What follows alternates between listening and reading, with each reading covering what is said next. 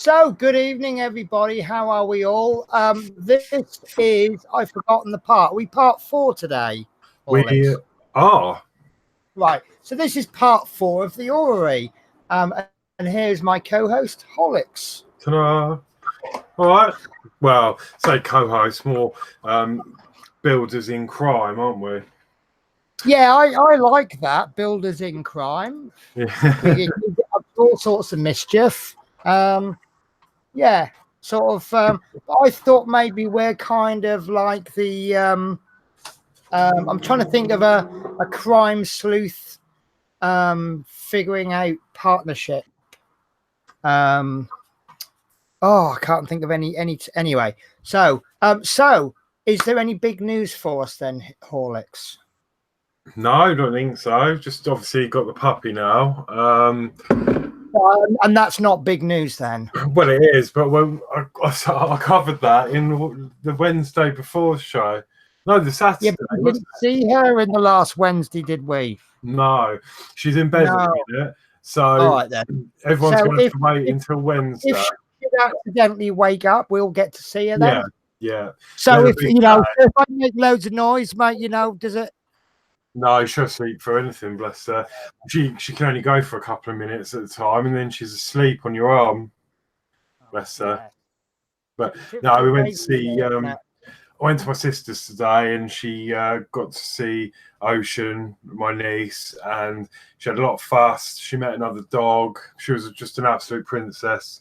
She did really well. Lots. So is she? What is the name? Bella, is it? Bella, yeah. Right, you're going with Bella. She's absolutely poops, and she's fast asleep.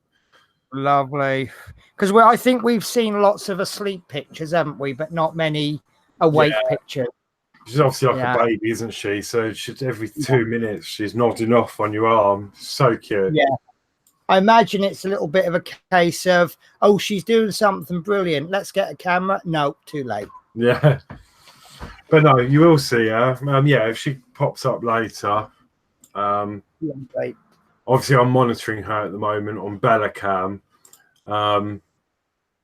Bell Cam. Yeah, Bella Cam. Right. So this is. Oh, what's going on? Oh, has the system broken? Yeah, I was just going to show you. I've set up a. I've used my second Raspberry Pi to make a CCTV monitoring system. Oh, excellent. And it's great fun to build. It's really easy. So I can now monitor. Oh, that's brilliant. And she's just in her bed, just there. Oh, excellent. So we'll see some movement, hopefully. And then that's actually a really good idea because obviously, like, you can go out and buy a specialist camera, but that's all you'll ever do with that camera. Yeah. Whereas if you make a cam, once she's a little bit older and you don't need to keep an eye on her, you can then use that Pi and whatnot for anything else. It's actually basically the same as Octoprint, but obviously it's a proper software. Now, the difficulty is there wasn't really a plug-in to make it work outside the network. So I've had to do some port forwarding, which I struggled with my Octoprint because I wanted to be able to access Octoprint from outside my network. A lot of people said don't do it. It's not a good idea because they can turn the heaters on the printers and stuff. And but with the camera, it's fine because they can't do a lot. All they can do is watch it, and they don't know the address. So. So I've managed to set that up so I can now access that feed from outside. So when I'm at work and stuff, or like the other day if we go shopping, we left there for a first time. We just wanted to see what she got up to when we went out, so we were both sat in the car. But she was fine. She was just didn't move and just carried on snoring. Oh, excellent. Because she's obviously got to get used to you being out and leaving her alone, hasn't she? Yeah. And she loves her home. The crate's a brilliant idea because every time we put her in, we say home, give her a treat. Oh, look, she's moving. I think she's dreaming. And she actually loves it. You take her out for wee-wees. we've had one or two little accidents, but bound to happen. Yeah. But normally she's pretty good. But when we come back in from wee wees, she just runs straight into her bed and curls up and goes to sleep. Fantastic. So it's probably just because by comparison to the size of her, that's a huge home, isn't it? yeah.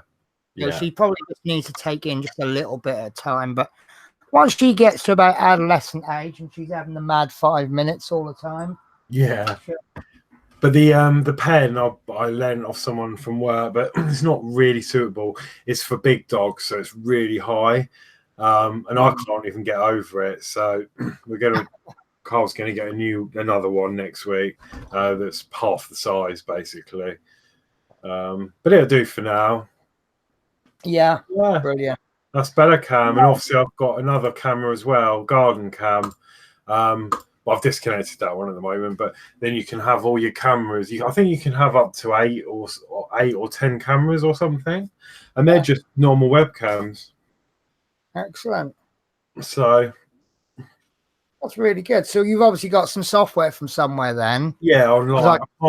It's called Motion iOS, and obviously you can download it for Raspberry Pi, and you go through the setup in the same sort of way.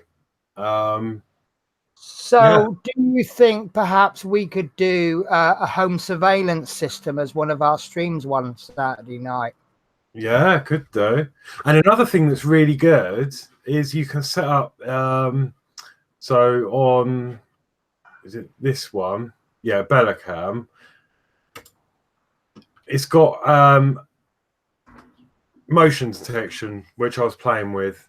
Oh. So say the other day I was at work and it was in the kitchen, and then every time there's movement it records it. So I think this one you'll probably see it picked up the cat coming through. Oh, excellent. And it's actually put a square on where the motion is happening. Oh, there you go. That's really good. I like that. Then it stops recording or having some food, and then once it only records for like 30 seconds or however, you can set it all up. Brilliant. And then one of them, it was quite funny. So we're going off the thing now, but that's fine. Yeah. One of them was Carl coming in.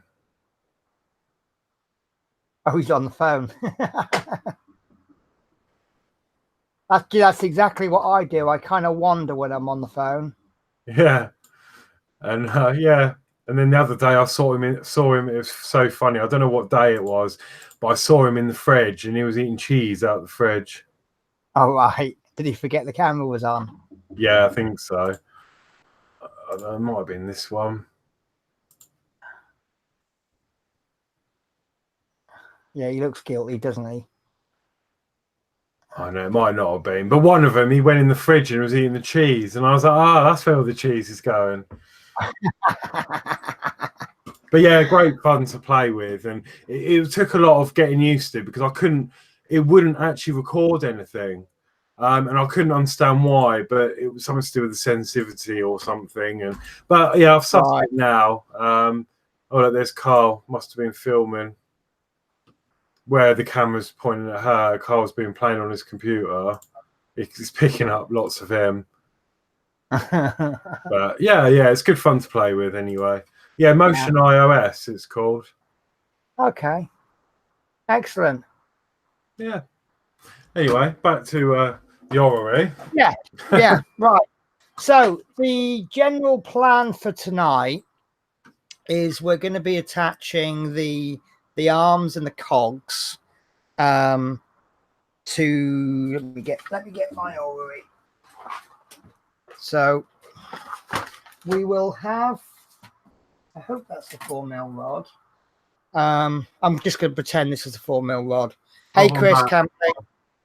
So we'll attach the cog. I've come up with an idea. May not work. We're not going to attach the sun just yet, are we? Once we've got all the cogs and the arms in, we'll know the correct length. It does tell us on the... let me pull this up. Bear with me a sec, guys. Let's move that PDF to my other screen. I was So saying, we so have Dave Milne said in his opinion he doesn't like to keep dogs in pens. No, do you know what? I didn't either. However, I've been reading a lot of books on the breed, and apparently it is the best thing to do. Not just because it's locking them away, because she can come out of there anytime she wants. But it's good for training. She's only a pup. She's 10 weeks old. So she needs to know that she's got a safe area.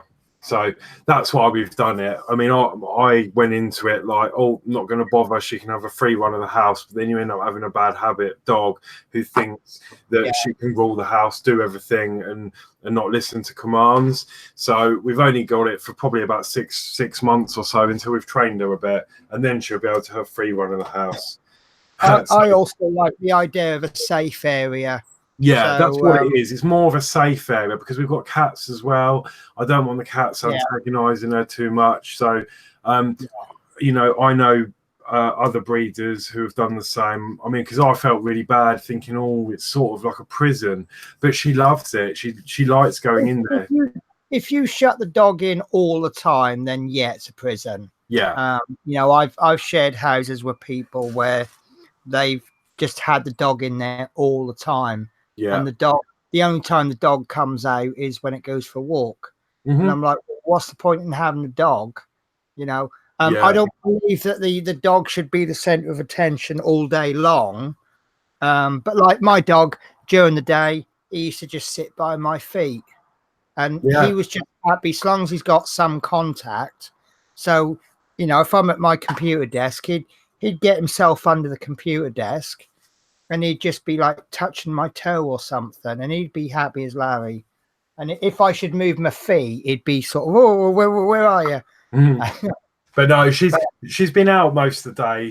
This morning she was next to me asleep on the sofa for all morning till from about 7 o'clock this morning. She's been out with me, and then we went to my sister's, obviously out eating.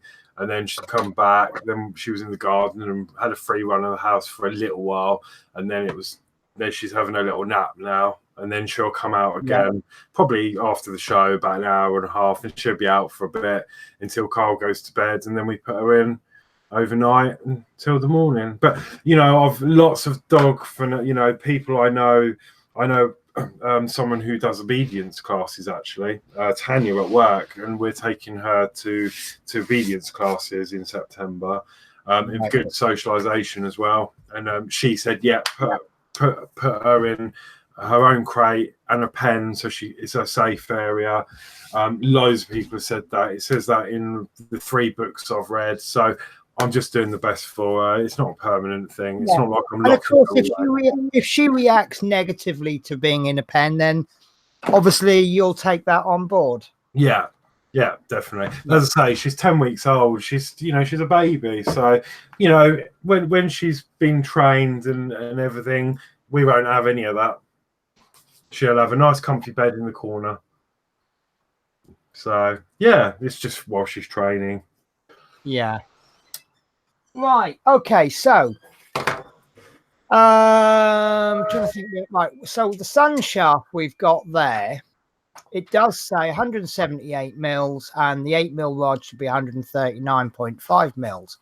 What I'm worried about is if we've done something slightly different, do we need that exact? So would that be too long or too short?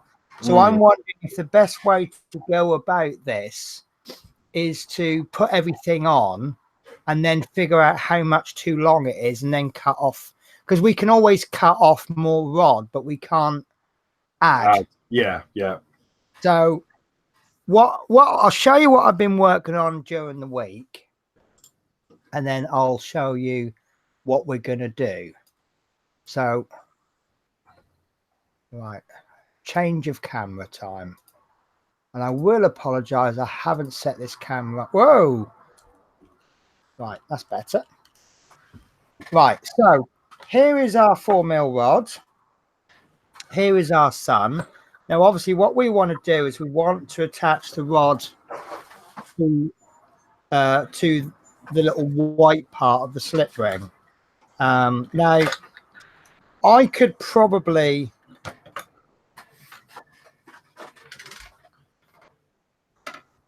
Right. Sorry about this.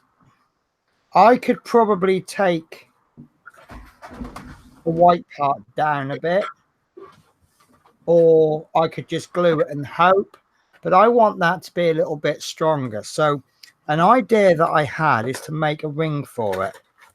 Now this is the ring that's going to go onto the 4mm rod, something like that, but it'll go a little bit lower. And what I've done is I've been playing around. I think this is about 5 or 6% bigger. So this is the same cog but printed bigger. And what the aim was to cut this bit off around here, and then so we're just left with the centerpiece, and then hopefully that centerpiece will go around that slip ring. You see it's still a little bit too small, but I can make that hole larger. And then what we can then do is just that small ring there, we can then glue that to this cog, and that will give us more point of contact. Sorry, can you just bear with me 1 sec? I just need to see someone right quick.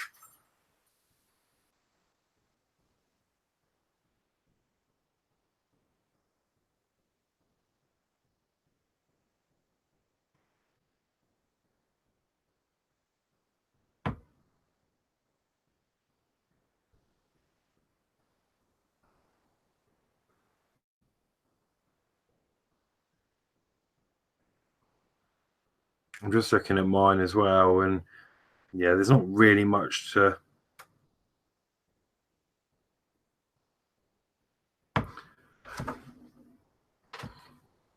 It does sort of, yeah, it just about balances on there, but there's not much point of contact on there.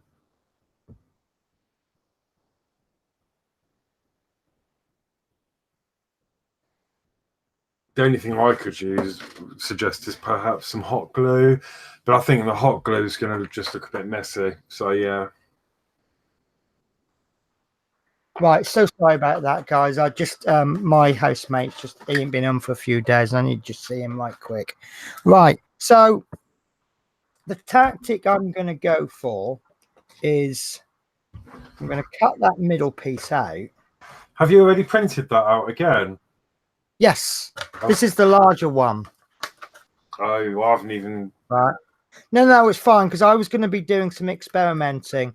Basically, we need to attach the white bit of this slip ring to the rod. Yeah. But this rod is too small.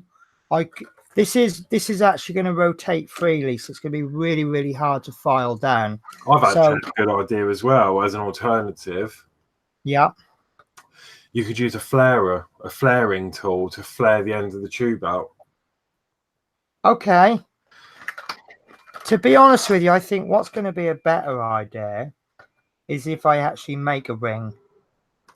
Yeah, definitely. I'll do that at the end. So I'm going to completely ignore. I think that was a complete waste of time, because by the time I file that round to a circle, you've now got exposed infill. So you're going to have a ring with 2 holes in it. Right. So I'm going to ignore that idea. That was a waste of time. Perhaps we could like manufacture one and make it specifically for purpose. Yeah. So first thing we need to do then is I want to put this sun on last, for the reason that for adjustment things. Yeah, but also when I put this on, it's really tight around this bearing. Yeah. So I'm going to have to file the outside of this a little bit near the bottom, but also I'm probably going to place it in. Let me move my camera up. Right, I'm going to place it in, and then I'm going to hit it with a rubber hammer. So if I've got the sun on the top, I'm going to hit it on the sun, which is going to smash the sun. Whereas if I actually put it in and then hit it and then put the sun on last, yeah, does that make sense? Yeah. So because I'm going to make a ring, we can make that as big as we want. So what I would suggest, the first thing we want to do is get this sun ring on. Yeah. Okay. So how big do you want the gap at the top to put the sun on? And I would suggest 3 I've got millimeters. a box of bearings, and I'm not sure which one it is. Is it 14? What? Is it, part 14. I'm just having a look at the manual because I've numbered all of mine. Right, it's okay because we've not got that far, you Horlicks. Are you guys all right with the focus, by the way? That looks good to me. Okay. See if I can get slightly better.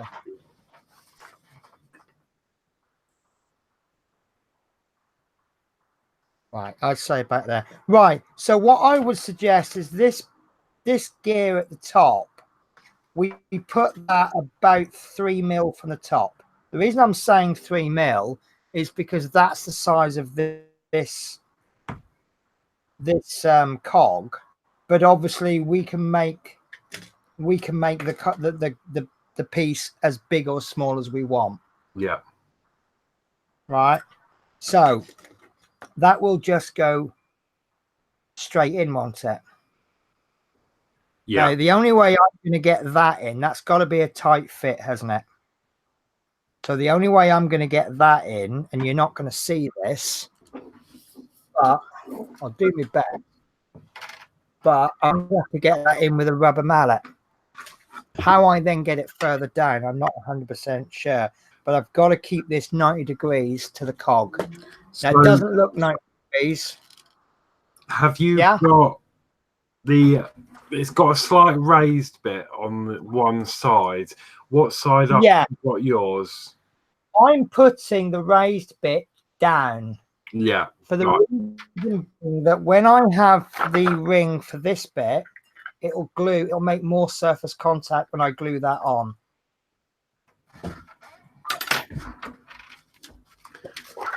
Okay. Right, let me just pull up the Orrery. So I don't have the luxury of a rubber mallet, so I'm going to use my brand new files to make this hole very slightly bigger. All right, let me see what you're doing then. Right, okay. So you're just going to take a tiny bit off until it fits snugly, are you? Yeah, I'm just going to keep eating it. That's good then, because we're both using different methods. So we can see which one comes out best. And obviously people who are watching, they will go, some will say, oh, I like Penny's method, and others will say, no, I like Horlicks' best.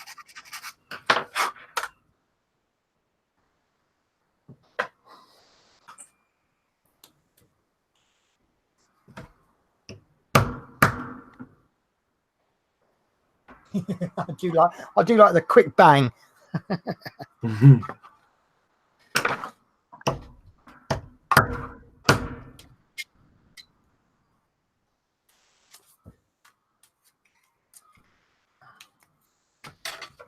I mean, at the end of the day, the ring that we're going to produce, if that's slightly bigger than the gap, that's not going to be a problem. If it's smaller, we won't be able to get the ring on properly. So maybe we should go for, say, a 3 mil gap, but make the piece 4 mil.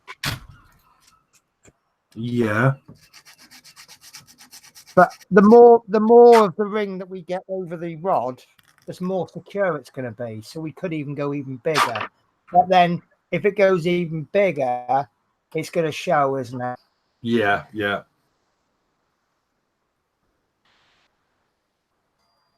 Right.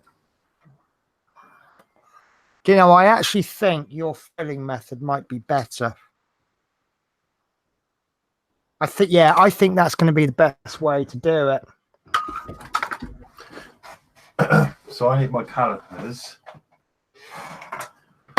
So we're going for 4 mil at the top, yeah? About 3 or 4 mil. 4 mil. Let's pick a number and we'll go for that. Okay, let's. We just need somewhere.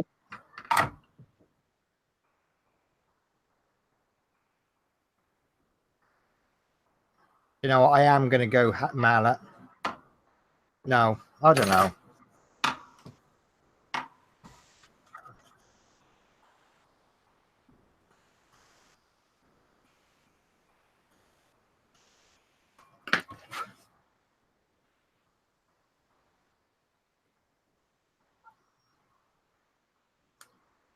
Oh, actually, that's a lot better with the file.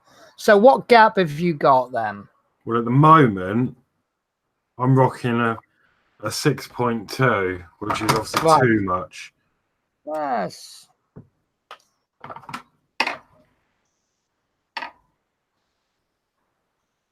Well, I've got mine exactly 4 mil.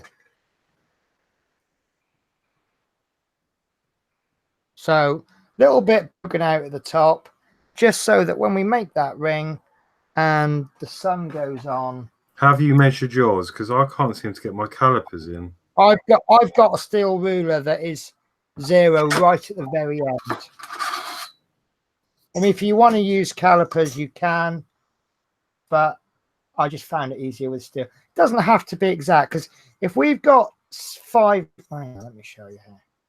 Right, if we've got 5 there, whoops. Actually, it's probably a little bit less than 5 mil. That's about 4, but you know, so long as the ring is thicker than what we've got left on that rod. So what have you got, Horlicks? Right, I'm just measuring now.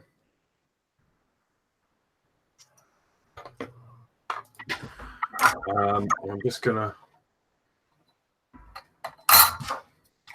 What I've done is I've pushed mine down further than it needs to be, so I can get an accurate reading. Right. I'm going to do 4. Okay.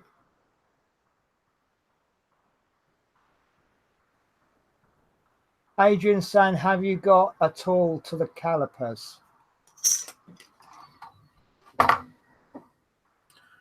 Oh no, mine were just a freebie from the work lot. Okay, I think I've got 4 mil exactly. Right. Okay, let's go for 4 mil then. So I think mine are about 4 mil. So the ring that we're going to put on the top there, that's going to go into the bottom of the sun, we'll make that 6. So it'll actually stick up too high by 2 mil. Yeah. So the sun will be about that. Actually, it needs to be. Yeah, it'll be roughly that. There's a very, very tiny gap. So the bottom of the slip ring probably won't touch the rod, but there'll be a ring. Let's call it a sleeve. Will go over there, and we'll glue the sleeve to that, and then we'll glue the other, or we'll stick the other end of the sleeve into that, so it'll go on like that. But I'm going to put. See, that's going to give me room when I put this into the base. It'll go in. It probably actually knock the bearing out, but. So when I finally put this rod into the base, I can then knock it in like that without smashing the sun. In fact, that's actually gone. That has actually gone in. Right. So what we need to do now? Have you by any chance got the Orrery web page up? I do. Right. Could I use yours because I've not got the page up? But whereas he's working from the bottom, he's working from the bottom up. Because we've got this cog as a start point, I would say we need to start from the top down.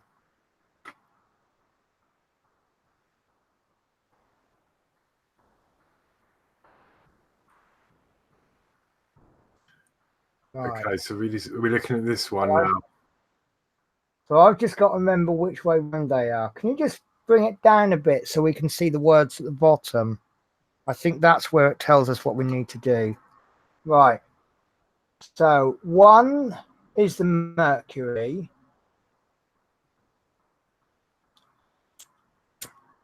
2 dots. And I think So I think it's 1 at the top, 6 at the bottom for you, 7 and 8 will be the bottom for me. Yeah? Yeah.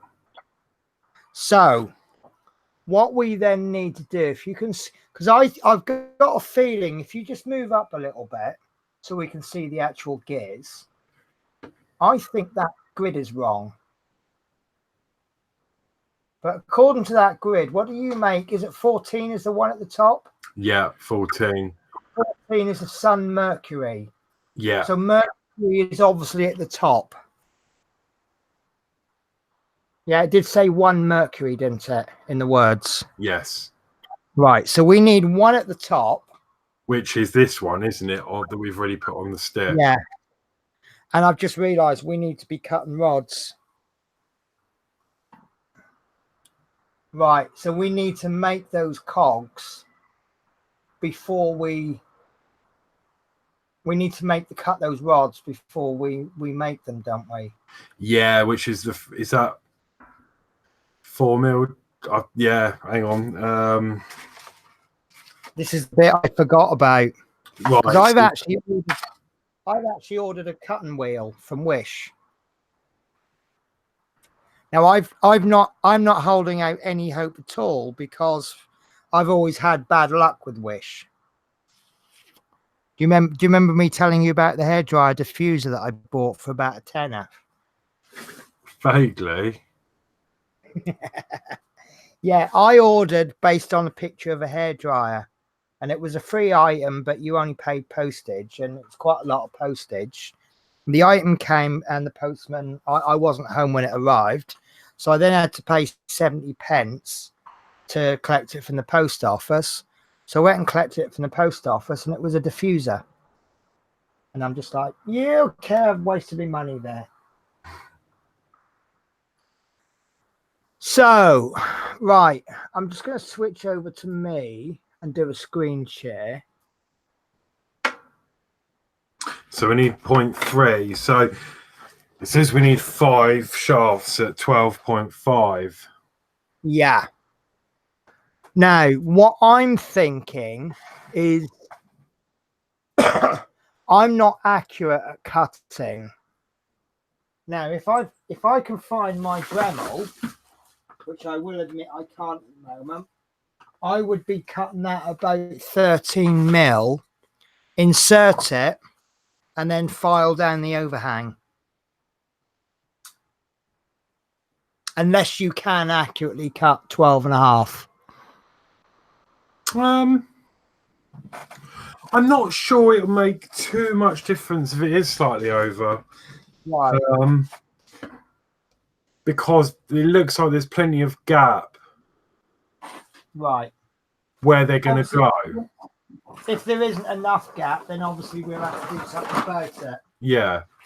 Right. Okay. So, how about I keep you talking for a bit? Have you got a cutting implement handy? I do. I have a junior hacksaw that I bought. Right. Oh, lovely. Hacksaw. Brilliant. Okay, I'm going to have to do mine the old-fashioned method because I can get a hacksaw. Well, I think I've got a hacksaw blade. So what I can do is put the rod into a vise to hold it still and then cut it that way. Yeah, I've got a vise as well, which I'm just about to grab. Okey-dokey. Yeah, I remember when you bought that hacksaw. Yeah, just a cheapie off eBay. I think it was a couple of quid. Yeah. I mean, they're the sort of thing like you can't hear me on the other side of my room now.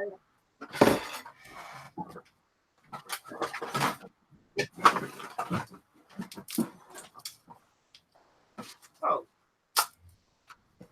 I thought I had a hacksaw. Right, okay. It's probably somewhere super safe. What? Right, okay. This is what I've got. You're going to love it. This might be totally useless, but this is what I've got. It cost me £1 from Poundland. and it came with 2 spare blades. So, and there's a screw somewhere. Aha.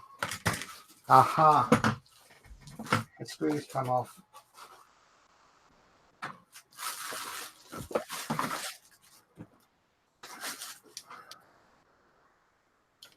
This is the most simplest hacksaw I've ever come across. And that is my hacksaw for £1. Brilliant. So, are you just going to cut it by hand, or are you going to be like me and try and secure it? I've got a vice here. Lovely. I need to somehow, because I don't want to flatten the rod, so something plastic.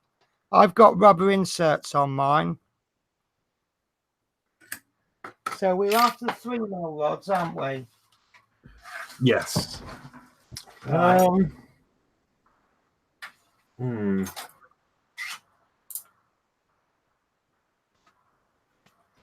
Maybe I'll just try and grip it, but just be careful. Okay. Right. So these are my 3mm rods. No, they're not my 3mm rods. Yeah, that's not going anywhere anyway. 3mm.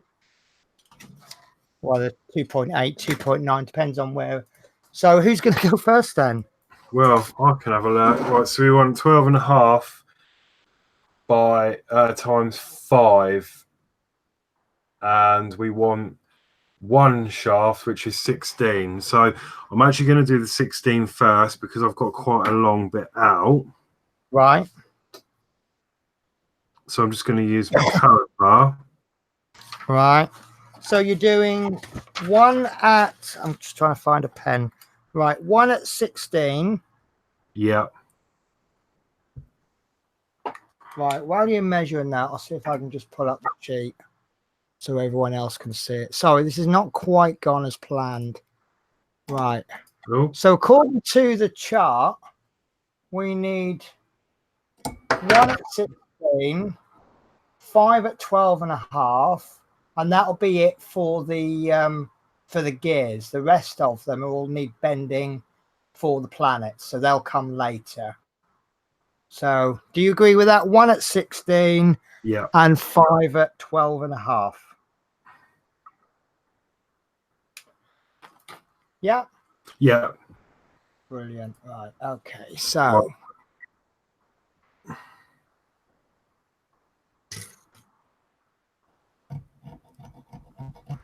Well, I've made a little mark. I think my 16 is. Okay.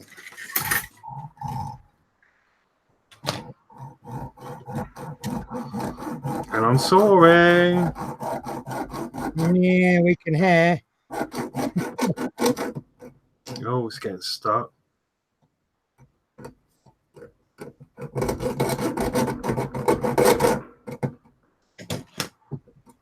Well, I'm just going to bring it further in because it's obviously flexing. Right. Okay. Can I suggest you put where you're sawing? Yeah. Put that up flush against the stop. I'll show you on mine. Right. Yeah. Right where. Right. This is my rod. Now that's sticking out slightly over 16mm. Yeah. So all I need to do now is saw there. Right. Yeah, that might help. I'm not an expert on sawing. And if you can, hold the other end. Because once you get over halfway, you're going to start bending that.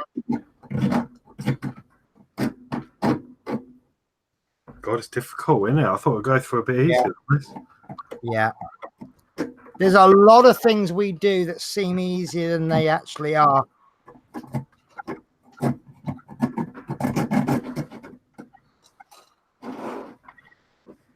God, I'm making a meal of this. Watch your little finger, Horlicks.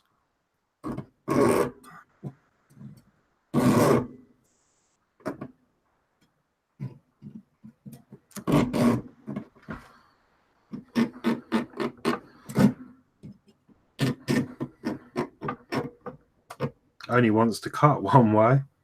Yeah, I get that with a saw sometimes.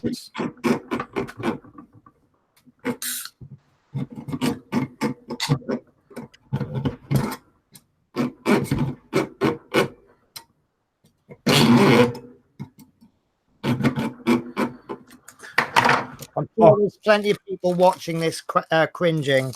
I've got a Dremel, but I haven't got any bits for it. Right. Because that would be the best tool, won't it? Yeah. A Dremel and a cutting wheel.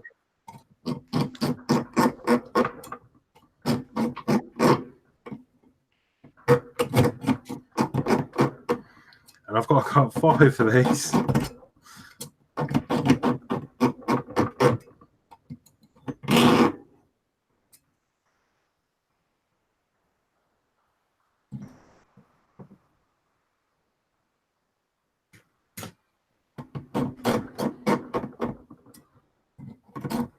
If anybody knows any tips for cutting brass tubes, by all means chirp in now.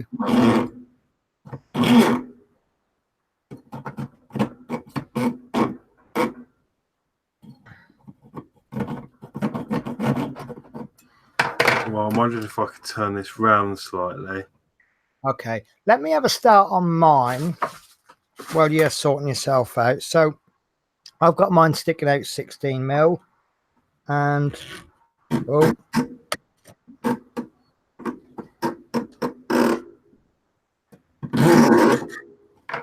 and this is the point where I discover that this is, it's working, but it's not brilliant.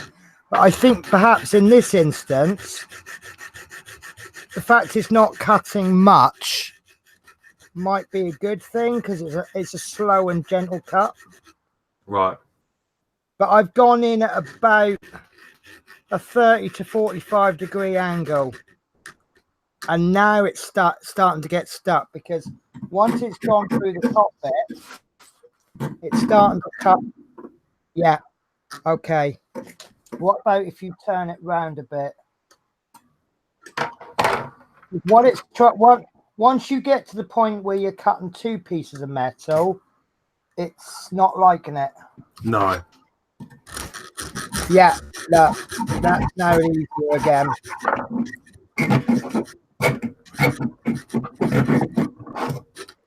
Yeah, and then once you cut through that top bit, rotate it. That's going to be the easiest way. It'll cut through one piece absolutely fine, but once it gets rid of the top bit and it starts cutting through thin, it's not liking it anymore.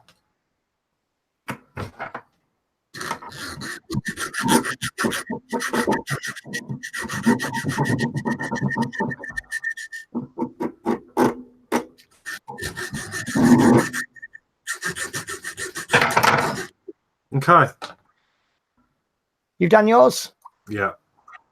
Brilliant. So now I'm just going to double check. I'll finish mine off, and then we'll do a catch up.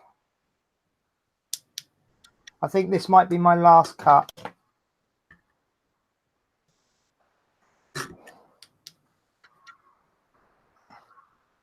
If it isn't the last cut, it'll be the second last. Oops. Okay, so mine's come out at 15.5. Okay. I've just put it in the bedroom and I daren't look. So I'm thinking for the 12.5 ones, if we do what you say and measure 13 exactly, yeah. by the time we've sawn through it, that'll shave 0.5 mil off. Okay, I've got a problem now. I've actually missed the cut, and I've cut a little bit too further down. Well, that's a good idea. Would a drop of WD-40 help? Or oil, 3-in-1 oil, just to help the blade. Oh, look at that.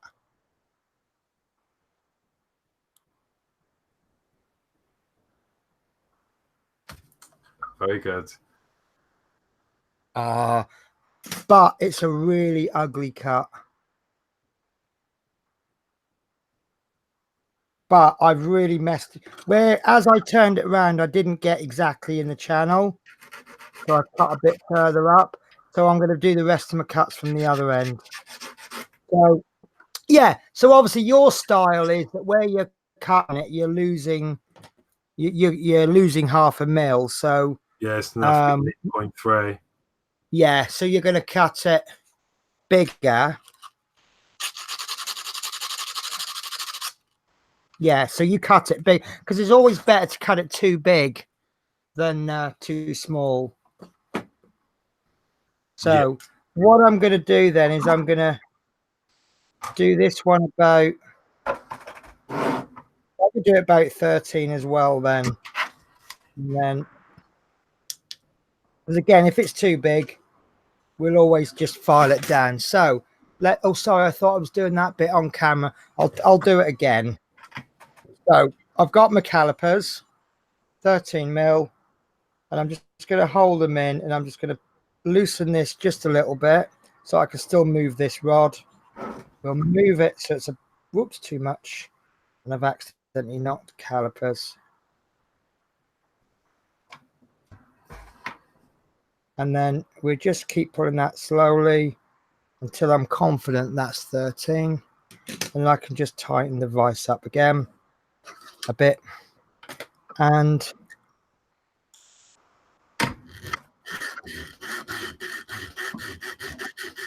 I'm just holding the blade up against the edge of the part where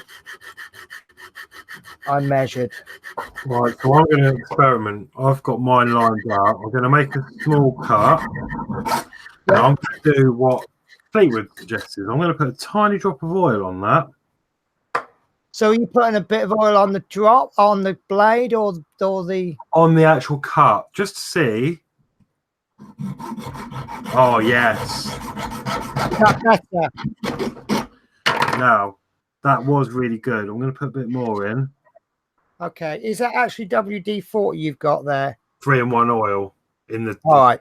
But I was going to say, I don't have WD-40. I use 3-in-1. Okay. It did work, but not anymore.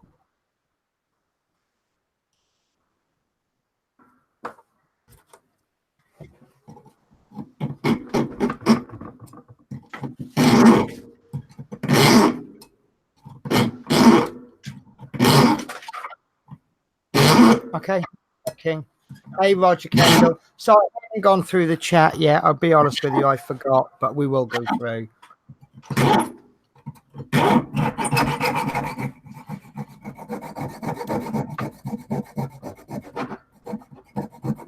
Yay, done. Working? Yeah. And then what I'm doing is after I cut, I'm just using an emery board just to run it up and down, just to take all the sharp bits off the end of the tube.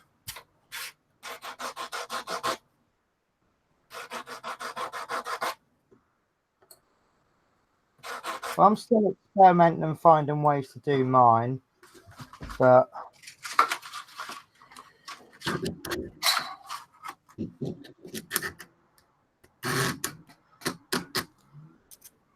I mean, obviously we're using cheap, well, almost kids tools, really, aren't we? Yeah. Oh yeah, there you go. Wow, it's still 13 actually. That don't make sense. Excellent. Because it should be 12.5, but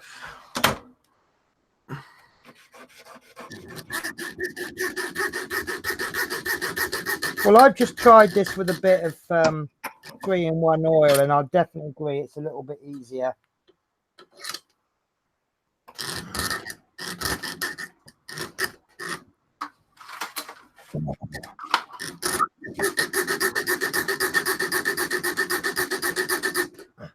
Oh, now the device has fallen off the table.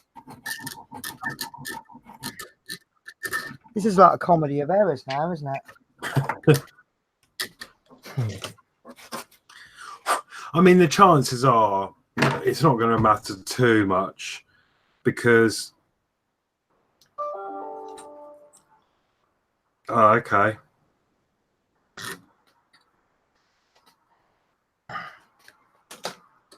12.6. Okay, that's fine. I'm You happy can with always that. file it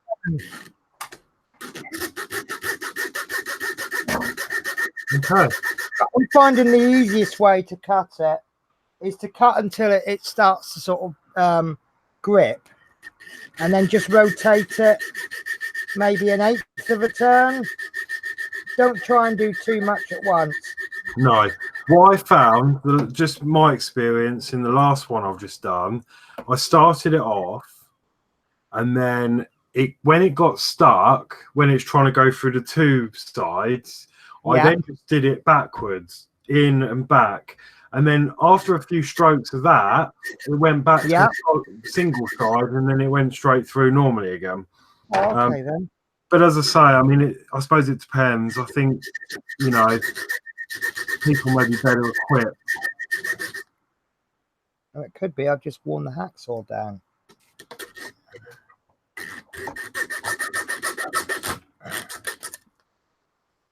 Carl's watching on the buses. I can hear it. Is he a big fan? Yeah, we do like what on the buses. It's funny. I love Olive. I think she's funny. And obviously, the inspector. Yeah. She just seems so quick though, that Olive. I saw a Routemaster today. Did you? Yeah, it said I can't remember what it was, but I was driving. I couldn't just get my phone out and take a picture. But it was coming the other way. It must have been for a private event, but yeah, you get a few of those, don't you? But I think it came from London because it had a London board on it. Right.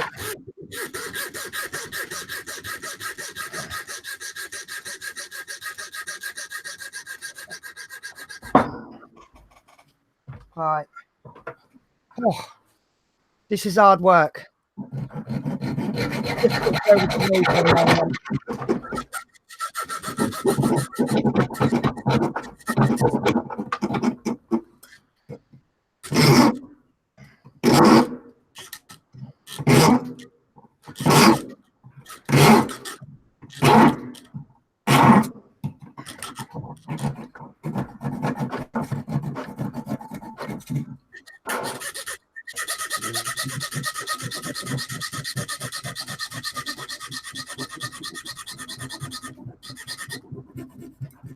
Oh, mine's going. Oh, mine's extremely hot. Yours is hot. Yeah. Well, the friction from the blade is generating quite a lot of heat.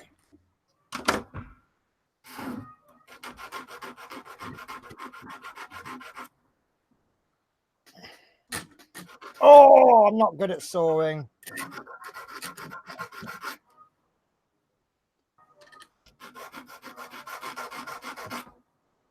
Oh, I can hear on the buses now. Yeah, it's a bit loud, isn't it? He likes to have everything booming.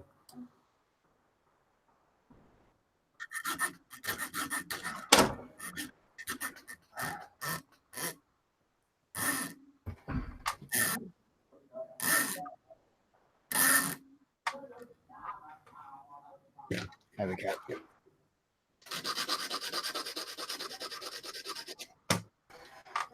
Well, I've cut 2 of 5. I've just got 3 more to do. Well done. I've done 1. Right, well, I'm just going to nip off for 3 seconds just to ask him to turn it down a little bit. All right. So there's your difference between your 16 and your 12 and a half. And so I think what I might do, K&S tube cutter. Would a K&S tube cutter be too big? Can it cope with 2mm tubes? Oh, let's measure this. That is about 12 point. Oh, where are we? Well, that is possibly going to be slightly too big, but it's like we keep saying, it's better to be too big. But 12.7, that's not a lot out, is it? No, I think it'll be fine because there's going to be gaps between where they go anyway. And then there could be some discrepancies in the actual print. Yeah. So what I'll do is I will try this really, really quick. See if I can catch up with Horlicks. Probably not, but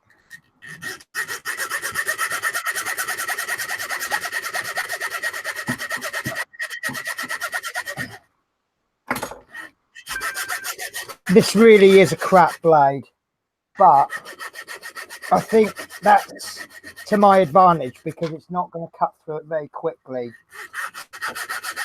I think If I it's should right, 'cause mine's new blade, but oh, this is a brand new blade, yeah.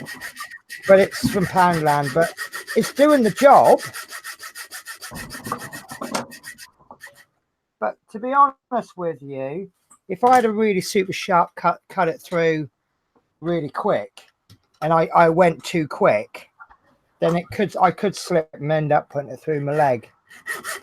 I could also try just the blade. I suggest that the handle is a lot easier.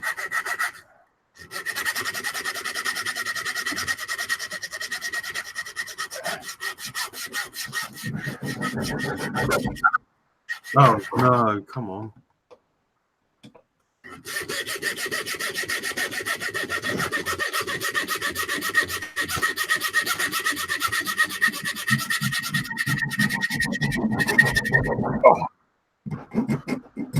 That's super slow.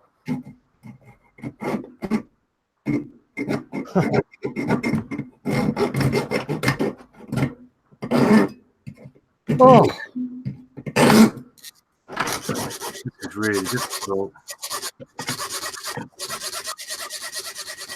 definitely better if you're cutting closer to the vice than further away.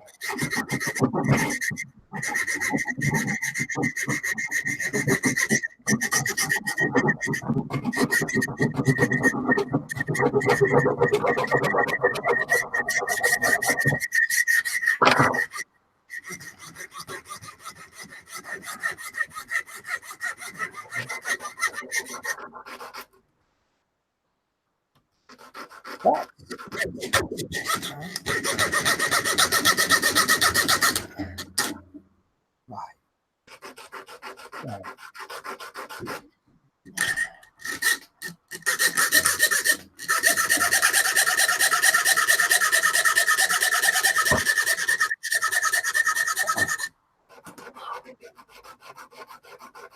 Well, it's getting there.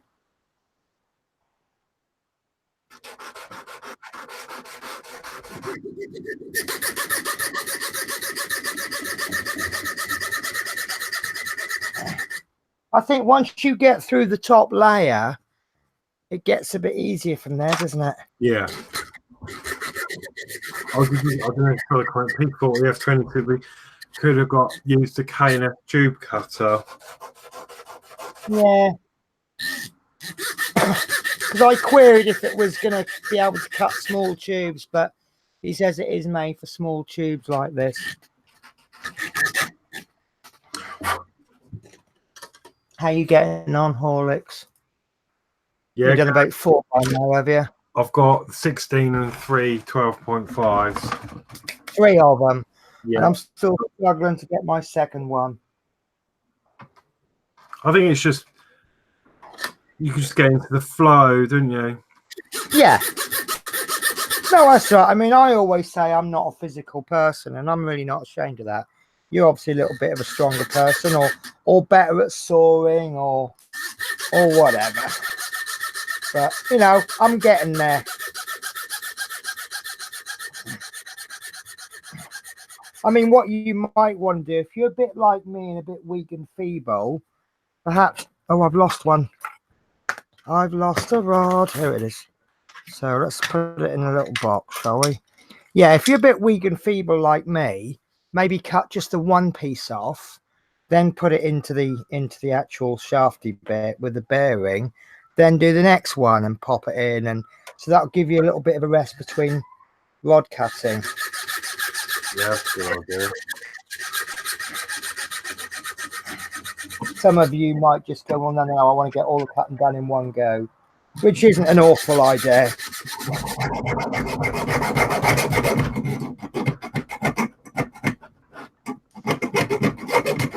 I'm very nearly there on this second one.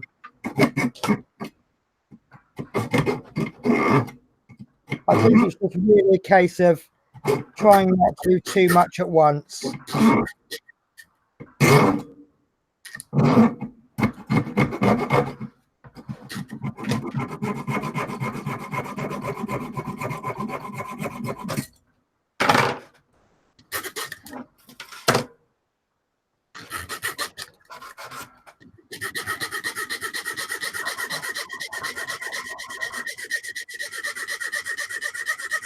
Obviously, Dremel is the way to go, isn't it? Pardon? Obviously, a Dremel is the way to go. Yeah, definitely. Yeah, so I've got one again, one from a work box, but I haven't got any cutting discs for it. I was going to buy a set. You can get sets quite cheap, can't you, with various drills? Well, my Dremel, I think I got this one off Amazon or eBay or something. But my last Dremel, it cost something like £30 or something from Argus. And if you don't like the accessory sets that go with them, you can usually pick up a cheap accessory set for about £5. Right, I'm going to go with just the 2 for now. That's going to give myself a bit of a rest.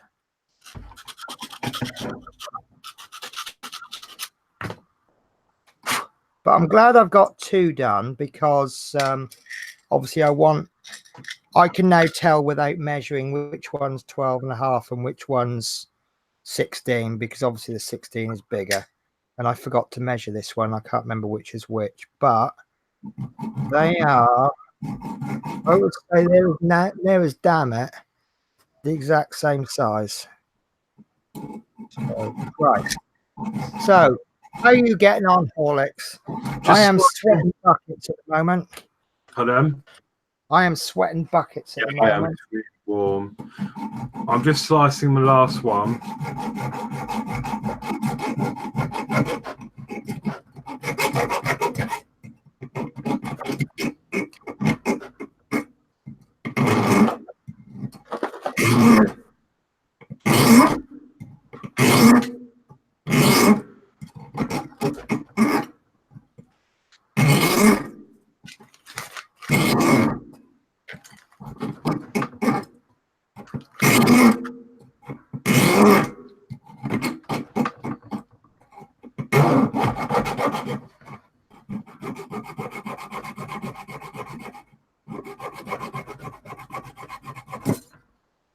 Right. Okay.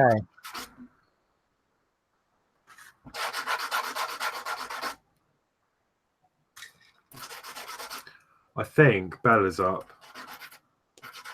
Not surprised with all that on the buses and sawing and scraping. Yeah. So did you want to have a meet with Bella, or should we do it Wednesday? Totally up to you. If she's about, give me a chance to have a bit of a break. What do you guys think? Do you really want to focus and concentrate on getting this build done, or do you want to meet the dog?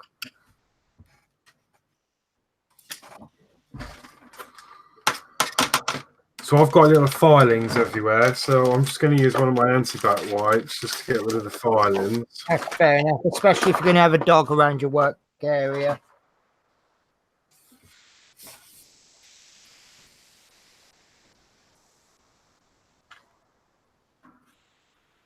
Yeah, well, the noise probably woke her up. Yeah, bless her.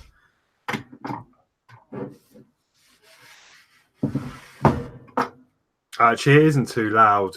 I think it sounds worse on the microphone than it actually is. Yeah.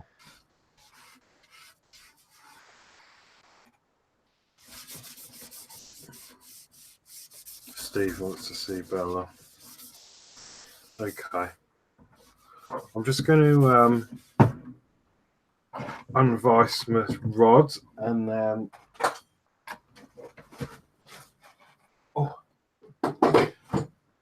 So I'm happy with that. So I've got all mine in there ready to go.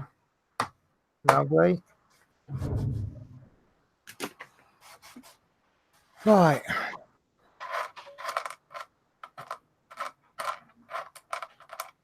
Yeah, we've been so mean, haven't we? We've made all this noise. Right. So anyone who's following along would probably have printed all the parts off. But I'll just switch over to mine. I'll just fill you in on how well Bella's being sorted out. Right. So I've actually grouped mine in two bunches. This one is 1 and 3. So obviously to start with, we want all the bits that have just got the 1 dot on. So you see these ones here, 3 dots, 3 dots, 3 dots. And this one's got 3 dots. So these ones aren't required at the moment. So the pieces that we do want are these with 1 dot on.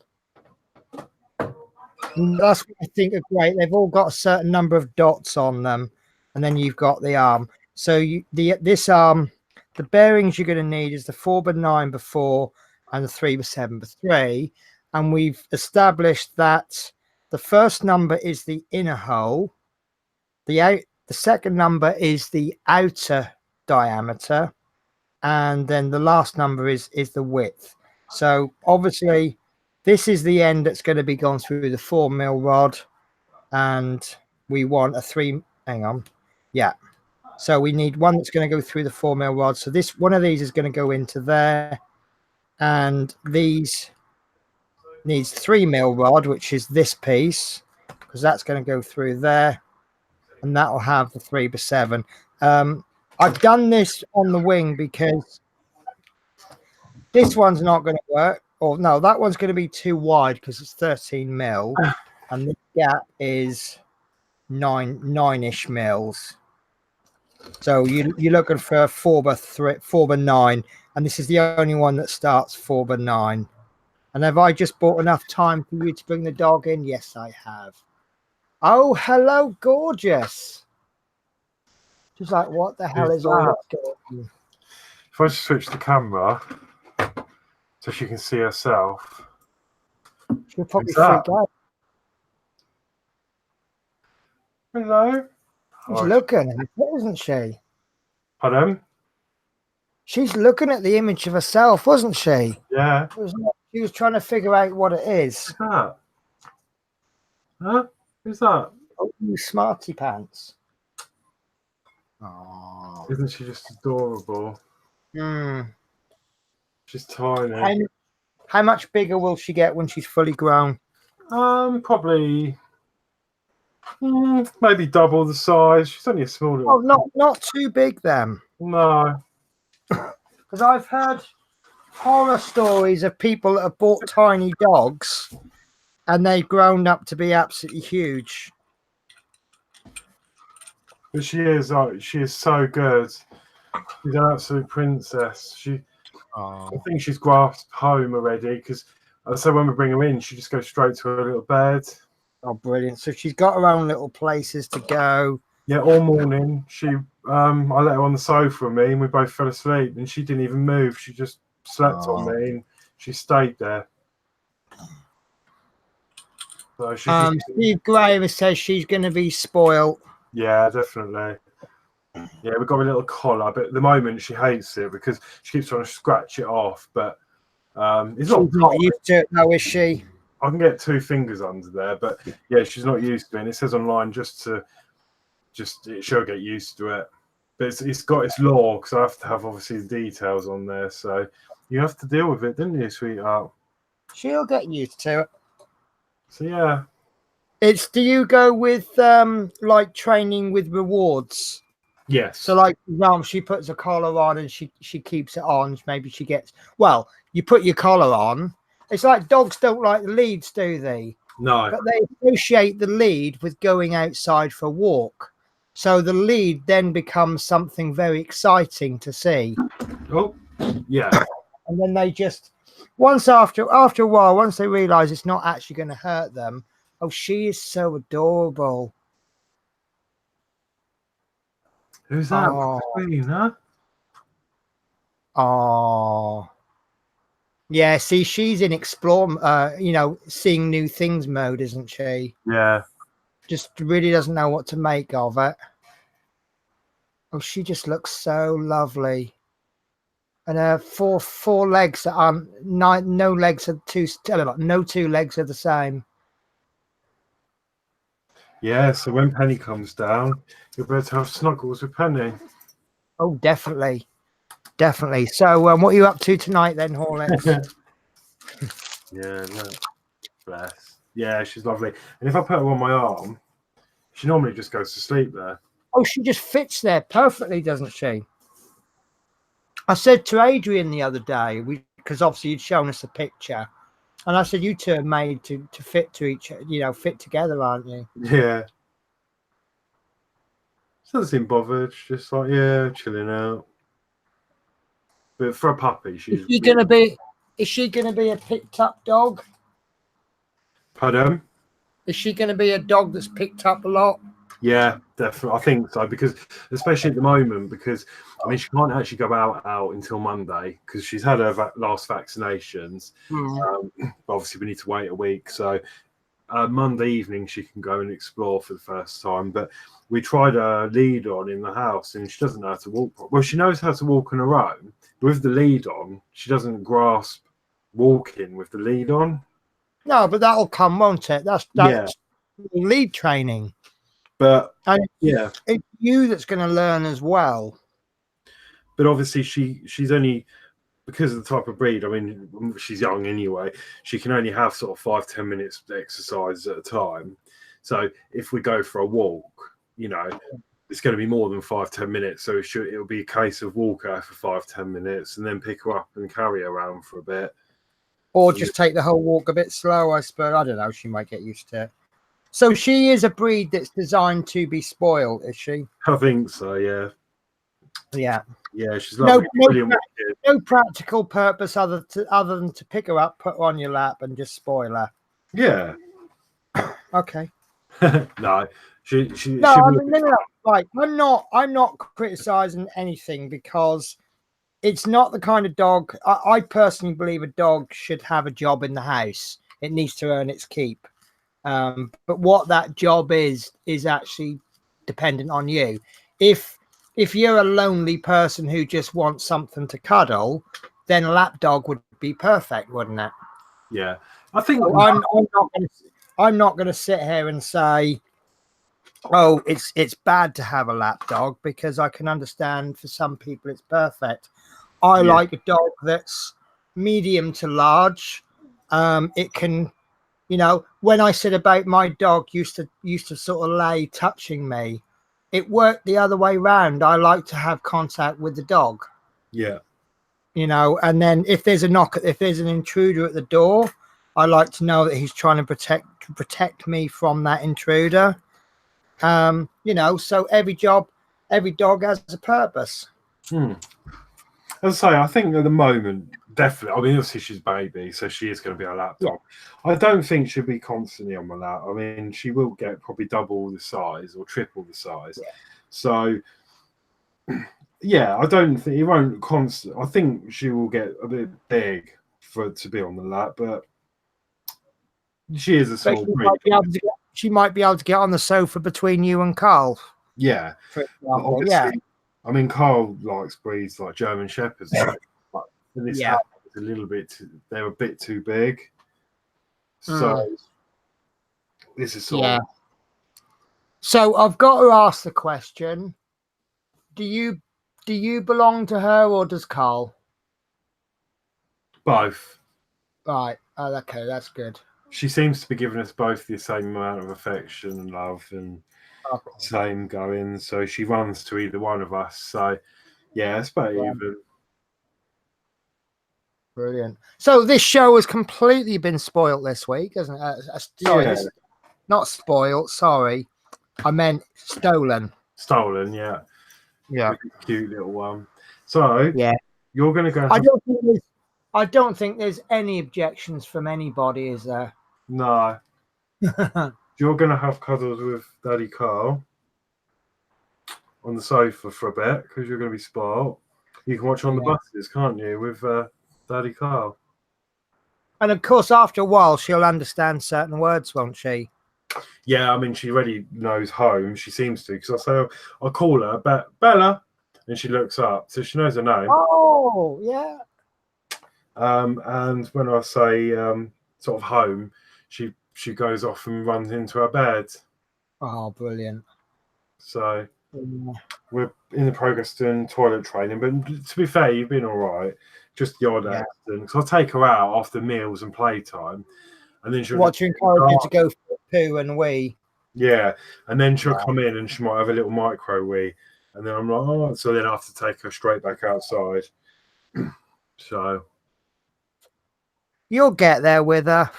It's a lot easier to puppy train with 2 than it is to do it with 1. Yeah, but she hasn't had any poo-poos indoors, just little micro wees. So well, that's fine, I think. Yeah, I'd personally, if she had an accident, I'd rather she had a wee than a poo. All right, well, I'm just going to go and take Bella down, and then we'll carry on. Do you mind if I make a start with these bearings? No. Just while you're in parallel 1. Okay. Right. So we've got this first arm, and like I said, we're going to use these 2 bearings. 3 by 7 by 3, and 1 4 by 9 by 4. 684ZZ, and I don't like using the Z numbers, but I will quote them so you know what we're talking about. So you got 683ZZ, which is 3 by 7 by 3, and 684ZZ, which is 4 by 9 by 4. And you will obviously eventually be doing one of these for each rod.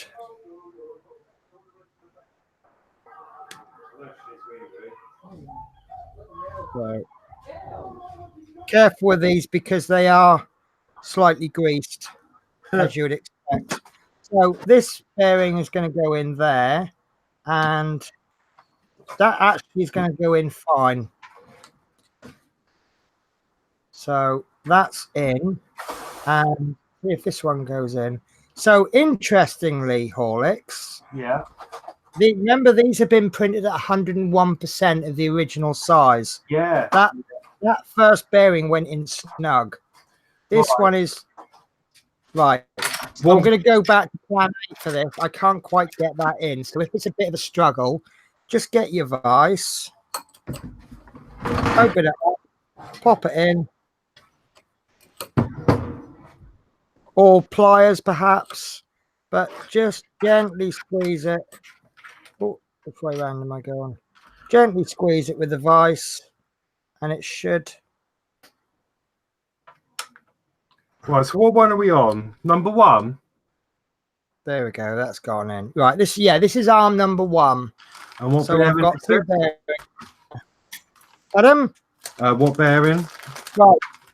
The bearings that we're using is the 3 by 7 by 3, which is 683ZZ, and that's going to go in the small on the outside. And on the inside will be the 4 by 9 by 4. Remember, the first number is the inner diameter. The second number is the outer diameter, and the third number is the thickness. Now, there's only one bearing that has an inner diameter of 3, which is the 3 by 7 by 3. There's 2 bearings that start with 4 by 9 and 4 by 13, and the 4 by 13 is obviously way too big. So you want the 4 by 9. I'm going to call these 4 by 9 and 3 by 7s for convenience.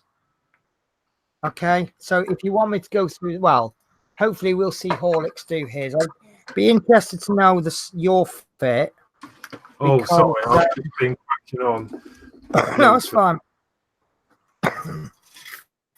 So I have got them in. They went in just a certain amount, and then I did I did what you suggested, and that was to use the vise. They've got in flush now.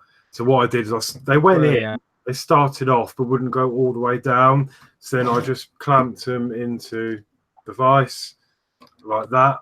Yeah. And I just shut. I put it on the middle where the most pressure is going to be, and then just twisted it up, and it pushed them snug. And just slowly push it in, yeah.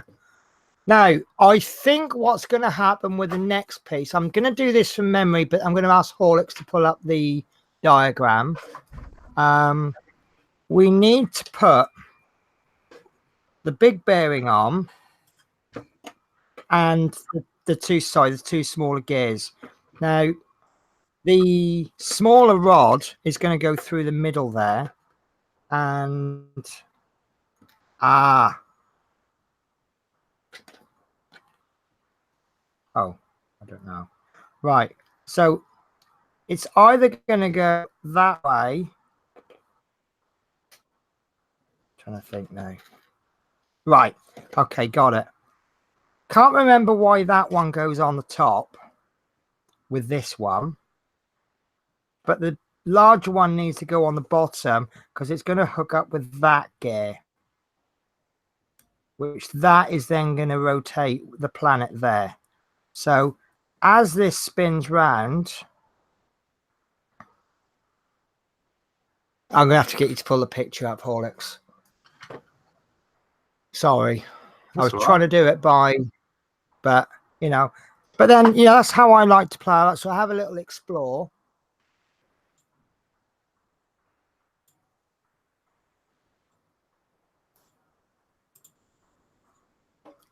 Oh, I forgot about those pictures. I think you want to scroll further down. So you've got the actual, that little chart that I said, there we are. Right. Okay, I see how it goes now. I had it totally wrong. So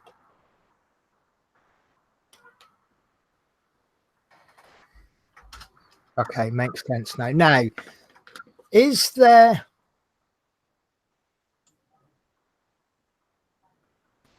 should be a bearing going through this large cog, shouldn't there? Which I would suspect is 8 mil. So we want the one with the. No, it's not. It's not. Because that's not going to go. That's going to slip straight through the middle, isn't it? Oh, no, that is right. That is right. Ah, yes, of course.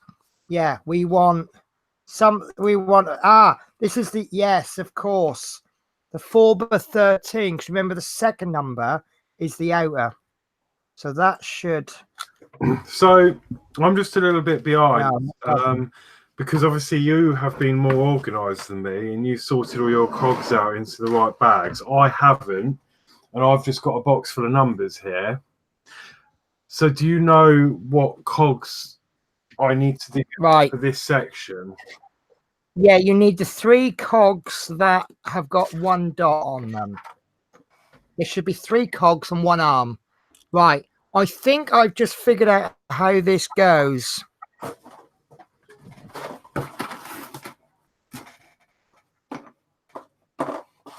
Now it's making just a little bit more sense. This cog there. Well, should we do the outside arm first? Of course, right. So when the 4 mil goes through there, that's going to rotate there. Yeah. Which is then going to push this round, but it's going to move this cog with that cog, which will link up with this one, which is then going to rotate something else. So that's what you're going to end up with. Now, it's going to get clever now.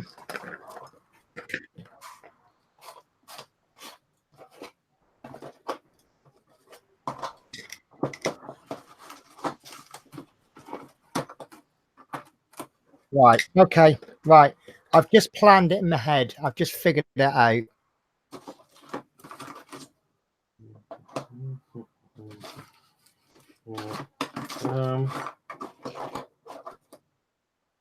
How are you getting on, Horlicks? I think I might be missing. And I think also looking at the time, we might just want to do the 1 arm. Yeah. Oh, there it is, hiding in the corner. So I've got 3 cogs. Is that right? Yeah, that looks good. Yeah. Right. So large flat cog will go on the top, on the outside of the arm. This is the larger bearing is going to go through the center. So it's going to rotate round like that. Have you put one in each end or just one? What do you mean? The bearings. Right, I've put both bearings in. The smaller bearing goes on the outside. Yeah, but I mean underneath. Oh. Do we need to put another one in underneath, or? Yes, I think we do. Do we not? Yes. Yes, that explains why we need so many bearings. Really good question there, Horlicks. I'll tell you what, let's give it a go. Because the worst case scenario is that I'm going to have to break this piece to get the bearing out. Look at that. That's perfect. Yeah, you're spot on there, Horlicks. That looks a lot better now, doesn't it? So 2 of each size bearing. So this is the 4x9, wasn't it? And that bottom bearing's gone straight in. And this one. Right, that one's. Hang on, have I got the right bearing? Hang on, no, I think no. Well, it's too late now. I put my bearings in. 6. Well, it explains why we need so many small bearings for so few rods. It does. However, we need 683 bearings times 12, and we haven't used the 683. We just did. We've used the 684, which is 4x9x4. Yeah, that's the one going on the other side. Yeah, and that we only want 1. 1? Yeah, according to this on my screen. So he tells us to. So why have I bought 2 packs of them then? No, I bought 1 pack of them. Right, okay.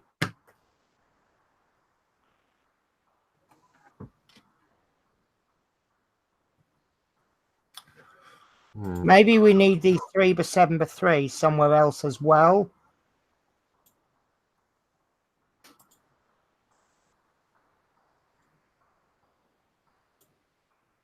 Oh, hang on.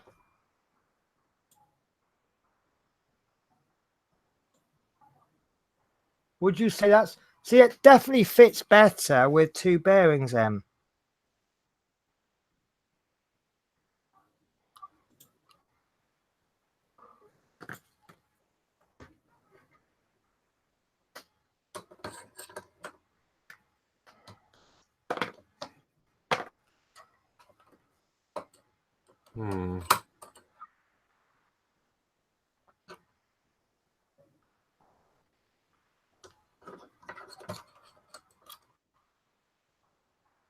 Well, I've now got 2 bearings in, so I'm going to go with that. If it turns out I should have only had 1, I'm just going to have to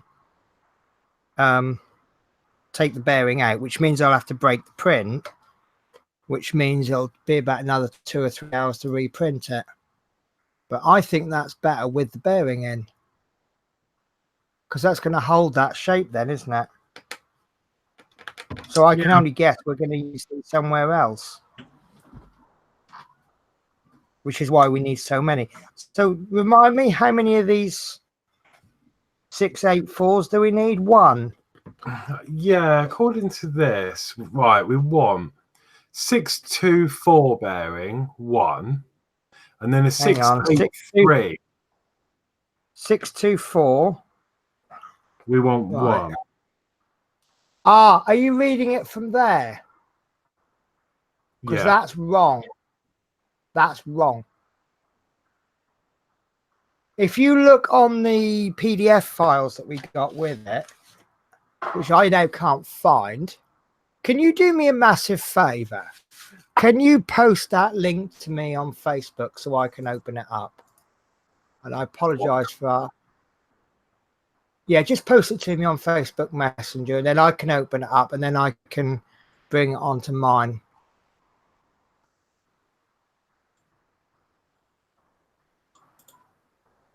And I'll show you what I mean. Because it's the PDFs that I need, not the website. Because I think, as I said earlier, I think that page there, I think that is incorrect. Right. So I'll just switch to screen share so you can see what I'm doing. Because there's a file on here which I got a feeling I now can't access. Right. There's a download link somewhere. Not the ratios. Ah, no. Right. So the 4x, I lost it. The 4x9, which is a 684. Oh, we do need one.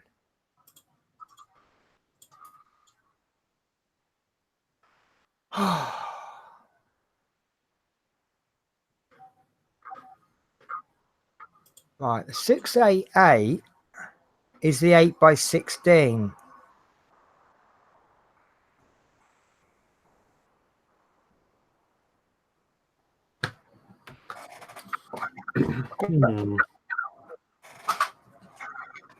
But that's the only one that will fit in there.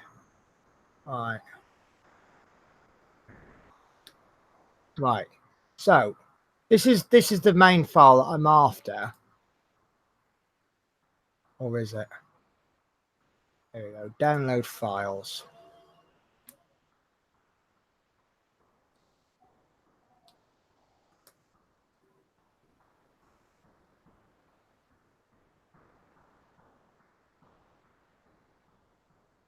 I've already got them, look. Or have I not?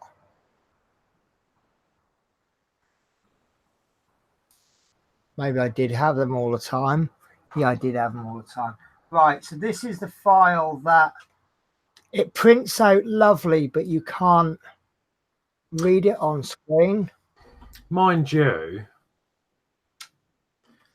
we only need one, supposedly, but we bought a pack of 10. So even if we put 2 in each of them, we're still going to have enough.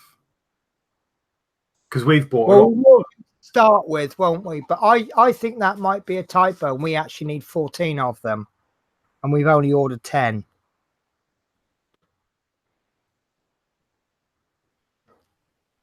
So I think we need the same number as the 683ZZ.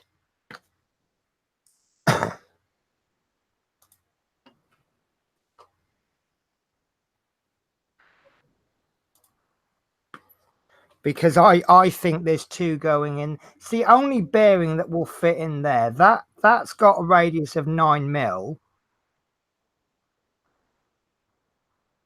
Right, we can't put that in because there's a 4 mil rod going through there. So unless the 13 isn't going to fit, is it? Even taking into account this is enlarged. That's what 13 looks like. Yeah. So there's no way that's going to fit. We know that this is going through this 4 mil rod, like so. So the only other 4 mil we've got is this. And if we're only using one of these bearings, how are we going to get the other 6 of these on? So I think we need 12 of these. You've got enough, but I haven't if I do the extra planets. So I'm going to put 2 in.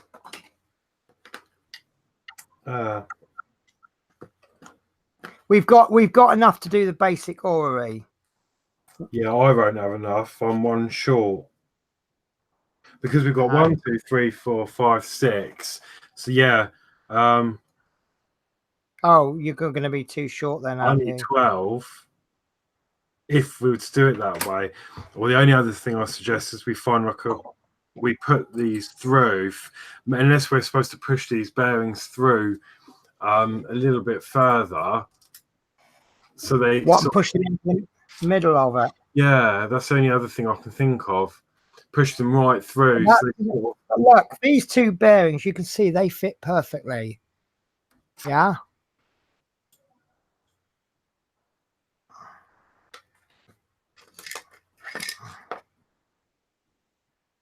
They are a perfect fit. So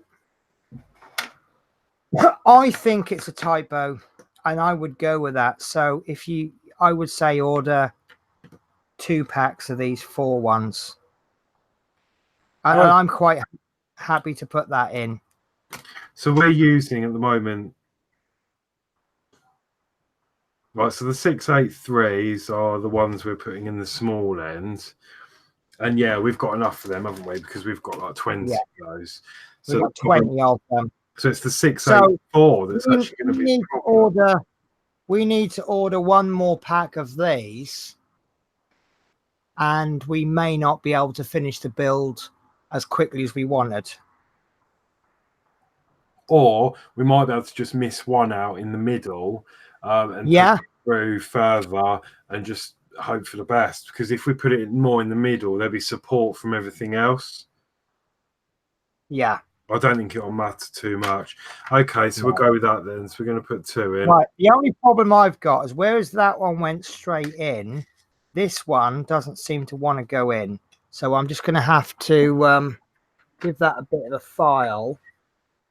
And the needle file that I'm looking for is this one that's flat on one end and curved on the other. And actually, mine doesn't want to go in either. It's it's a lot too small. So yeah. Whereas that one went straight in. So maybe it is only one.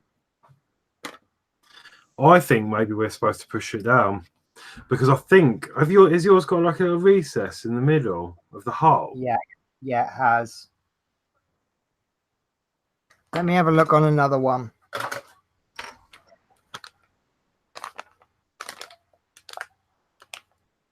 I think it has actually. Right, okay. And actually that does now make sense. Right. No, well, this one hasn't. Right, let me check another one because that's a different shape. So I'm just pulling one at random.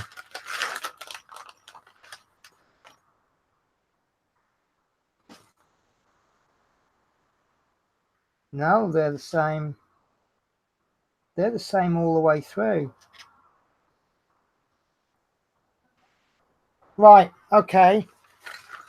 And these... Oh, hang on. These are different width.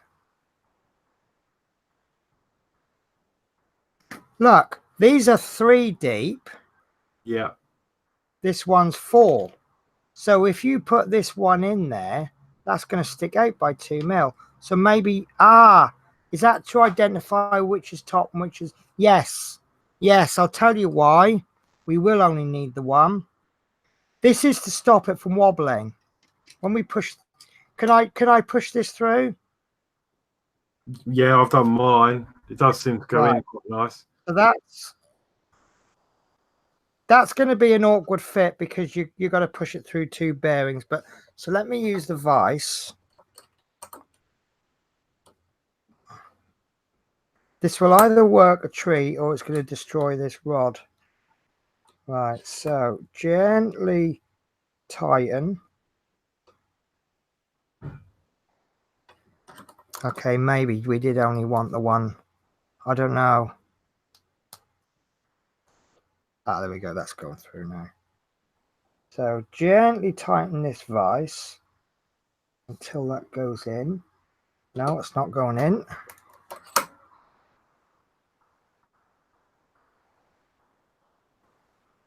Right. Hobby hammer. There we go. Right, lovely. That's gone in. Right, so that's the top. Now, if you only had the one bearing in, that could rock, couldn't it? Yeah. This bit isn't going to rock because it's going to have that next to it. So this bit there is the second bearing. Yeah. Remind me, is it the big one on the top? Yes, it is. Yeah. Right. Okay, so let me pop this in. So I'm going to hit this one in with a hobby hammer. Don't know which round is. I need a hobby. Well, it's just a hammer really that's going to handle a brass rod. And don't do what I've done and keep hitting your thumb.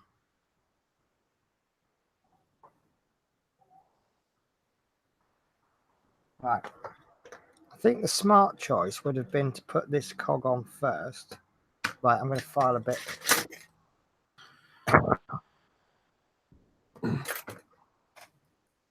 Right. This is what I bite.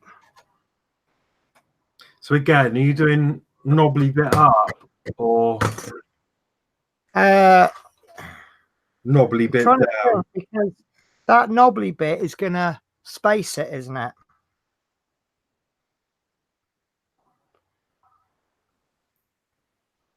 I think knobbly bit away from the arm.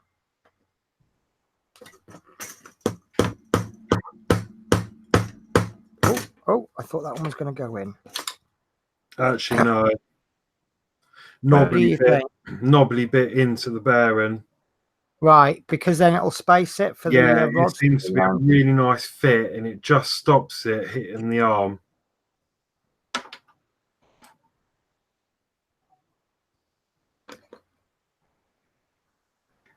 So yeah.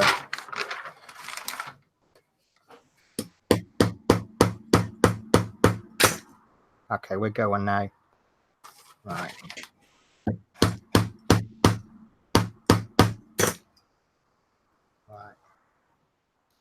Right, so then this cog is then going to go on the top, which is going to be the bottom, sorry.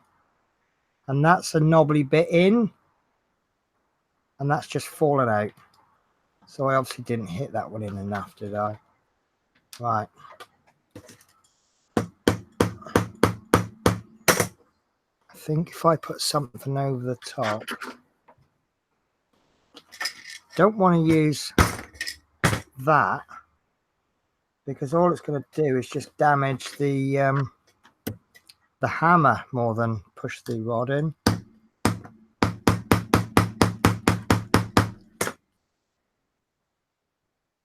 Right. I'm just going to push it on here because it's a harder surface. It turns out it's making less noise that way. Right, so that wants to go in knobbly side in.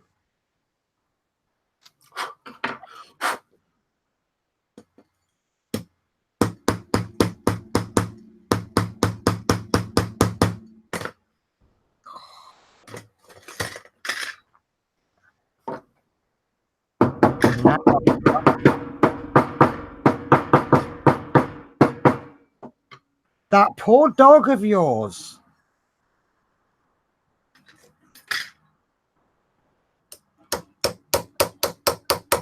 See, now I don't think that rod's long enough.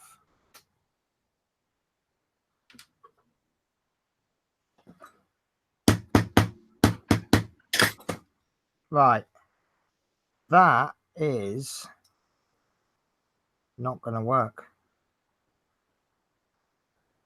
That's not on straight. That's why then.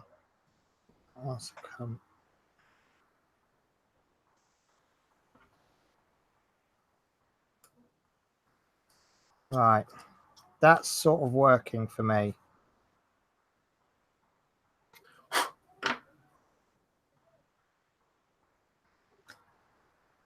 Oh, that was nearly perfect. I don't think my cog's straight, you know.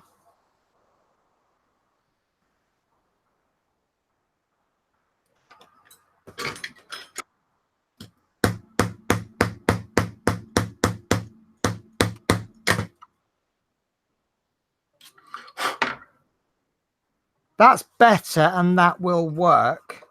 Now I'm starting to think maybe we should cut those longer than 12 and a whatever mil.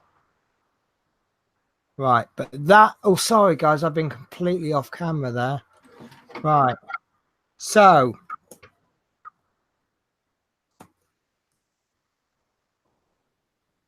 I've just figured out why we only want the one bearing. No, I haven't. Right. So this is now going to be complicated because this is going over the 8 mil, but that you can see that that's now going onto there. So as this rotates, it's going to rotate. I daren't push that in because I might not get it out again. Right. That's going to come in through there, and that will sit something like that, which as that turns, that's going to rotate that cog there. Sorry, guys, was I really off camera then? Right, so that's obviously going through the middle like that. As this turns, it will turn that cog, which will also turn that one, which will then force this one to turn like so, which is held in place with the bearing there. Yeah? Right. Yeah, that makes sense. Which will have a rod sticking out with a planet on. So that's the first planet moving. And you can see that that planet needs, this cog needs to sit a little bit lower so that as the rod, I know this isn't the right size rod, but there'll be a rod there that needs to clear that bottom cog. And then under there will be the next arm, which will have another cog on, which will be matched to fit there. And then underneath will be another smaller cog, and then there'll be another one of these. So each cog, it's sending them out and in, out and in, out and in. But where I'm now slightly confused,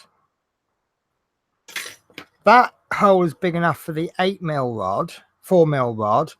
The bearing that goes in there, which we, according to the instructions, we don't put in yet, will have this bearing.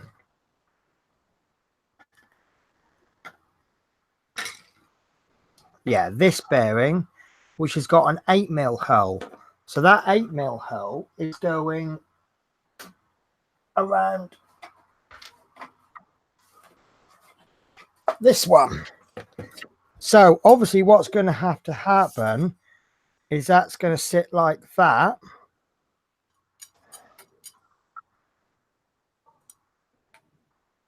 So that's going to now have to go in.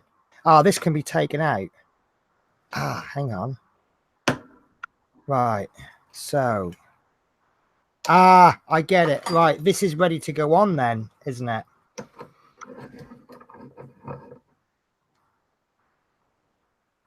And I wonder if it's going to be easier to take that off, push that up through, because the distance won't be so much to travel. Does that look right to you? That's basically how it's going to sit. No, because the sun needs to go in. No, I think the cog is just below the sun. Yeah, right. Sorry, it's going to sit like that. Yeah. Yeah. Right. So as the motor turns that, yeah, that will turn that one. So you see you've got the two rods there. Yeah, that one's obviously going to be in there, like, so that's going to look like that. So that will turn that cog, which will turn this one and this one, which will then rotate this one. So it's all going to kind of go around something like that. And because this is rotating with this, it's going to alter the speed of that. So And that's why you only want one of those. Because these ones...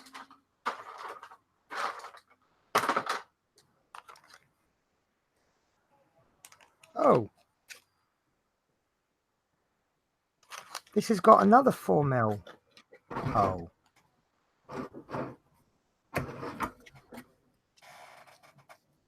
Four by 9, 4 by 13. So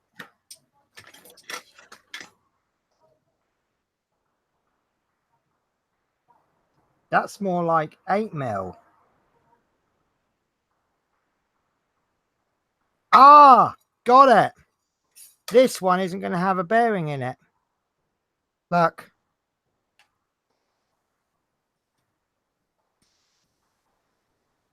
Right. Because that's got an 8mm hole in it.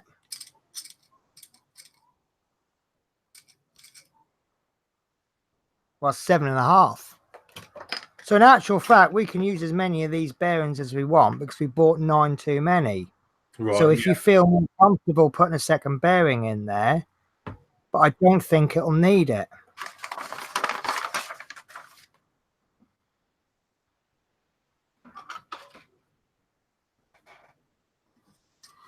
So I've got mine moving a bit. I mean, it gets caught now and again.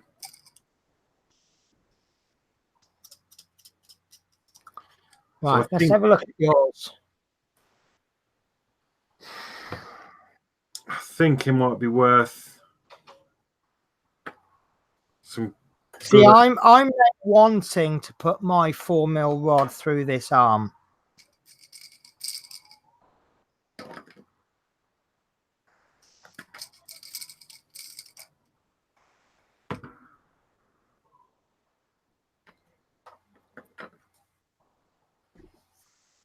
But it's working, isn't it? So I can't see why we can't then. No, I can't. So we'll need to take, well, we either need to push that all the way through. Yeah, which that's not working for me. So actually, it might work. Hammer time. Yeah, no. Right. What I'm going to do is I'm going to take my my cog off and I'm going to push that end through. Yeah, through there. And I'm just going to keep knocking it through until there's enough room to put the cog on. So I'm pretty much doing it the opposite way to you.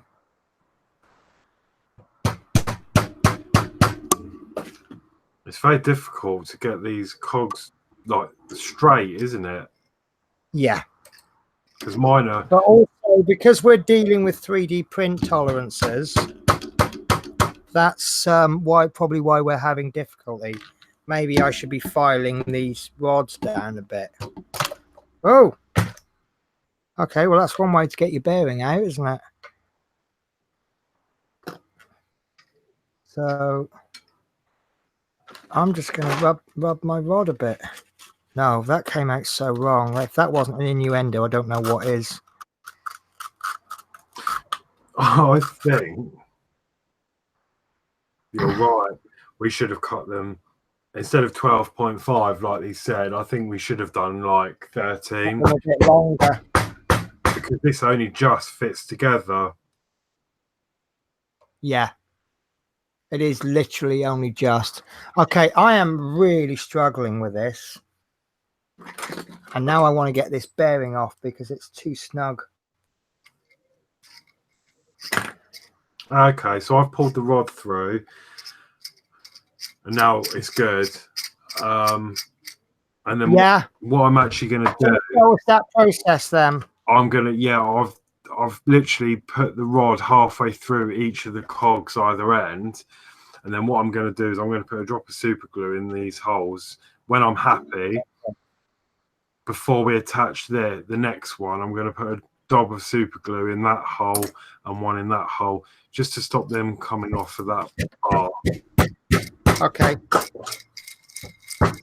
I've got some Molykote grease, so I can actually grease all these bearings up. Okay. Right. What I've done is I've put the bearing in the vise. I've got a little notch in this vise, and then I'm knocking it through, and it's going through very slowly. But as long as I've got this bearing locked, it is going through.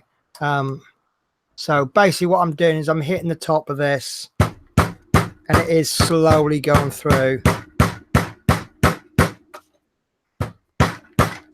Obviously, it's going to depend on how hard you hit. No, it's not going through. Look. Okay, because that ain't coming off. That's the problem I've got. So it can only go one way now. Oh.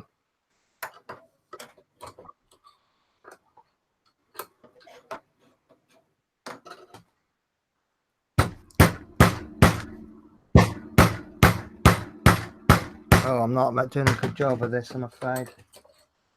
Oh, it's gone through a bit more. So let's recap. Where is the bear? Oh, do you know what? You're right on this. There is a little bit in there. Look, don't know if you can see. It does actually stop halfway. So that explains why. Yeah, that needs to go in there a lot more, doesn't it? Because obviously we've got the sun and the other bearing to go on. Sorry, the other gear. So I need to gear on and still have 4mm through. So would the first time fix the yes? This. Oh, that's a good point. That's.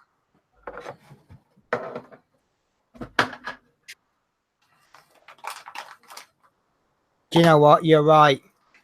I'm really sorry, Horlicks. Look.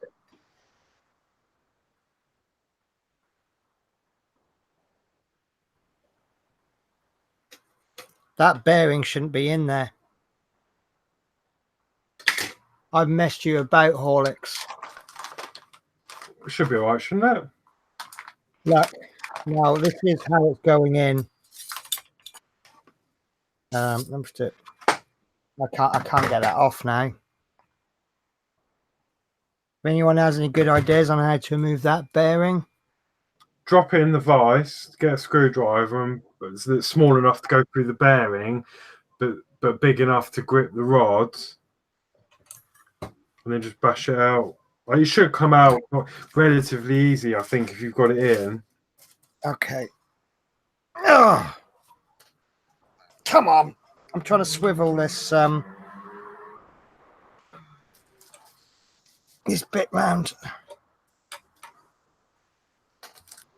Oh, that's done it. All right. This vise is far too good for me.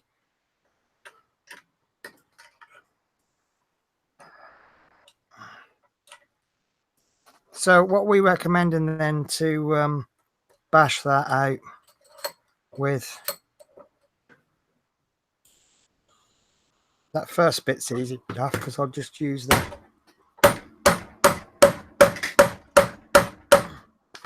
hammer.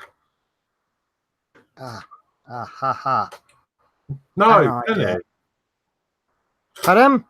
No, look, this is odd. Right, look, all of these. Right, let me get my screen share. Right, look, all of these. Well, this is where he's put a bit of glue on, but all of these pictures haven't got, as you say, apart from that one, they're open. Yeah. No bearing in them. But, and that one. If I skip to the end, to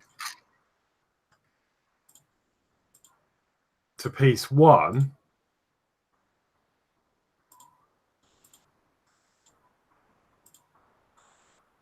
there is 2.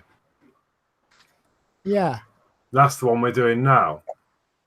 So are we doing that for every single one then? No, just this one, I think. Right. So we definitely got a bearing. Oh, right. So I shouldn't be removing. Oh, so now I'm bashing this bearing through the wrong way then. But I don't. So that bearing should definitely be on that 4mm rod. Yeah, but I don't understand how that'll work with the 8mm. I think I know. I do Because as this other bearing is going on the 8mm.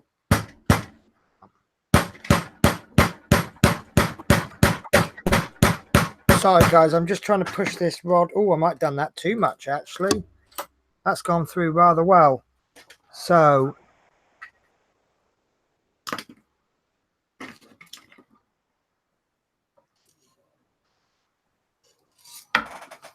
right, on the 4mm rod, you know, we've got the main cog there. We do a knob, or we do knobbly bit down, aren't we? well. Right. Yeah, Right. Okay. I've got it. So the reason we need that bearing in the top there is because this is the last one. This is at the top. Oh, you can't see me. Right. So Hang on. Let me just do a bit of catch up. Right.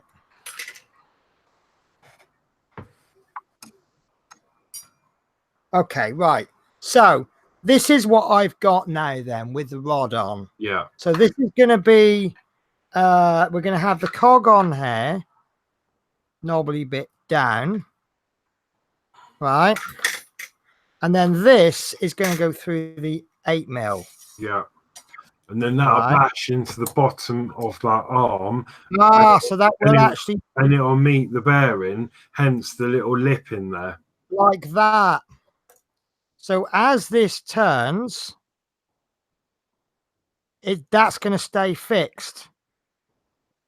But the problem is, these are not going to fit an 8mm rod until they're drilled. So we may need to remove that bearing again. So drill a hole through it. Okay. But that's going to go like that, isn't it? With a bearing in it. That goes into there, like you said. Except mine doesn't fit at all. So as that turns, you can now see that bottom cog turning at a my cogs aren't exact. At a different rate from the other cogs.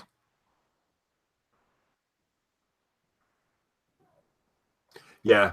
My cogs are going to need cleaning up because they're sticking. And I can see that where they're sticking, you see there's a little bit of gunk inside them. So so when you do your cogs, I print them with a brim, and removing that brim on something as precise as this is an absolute nightmare.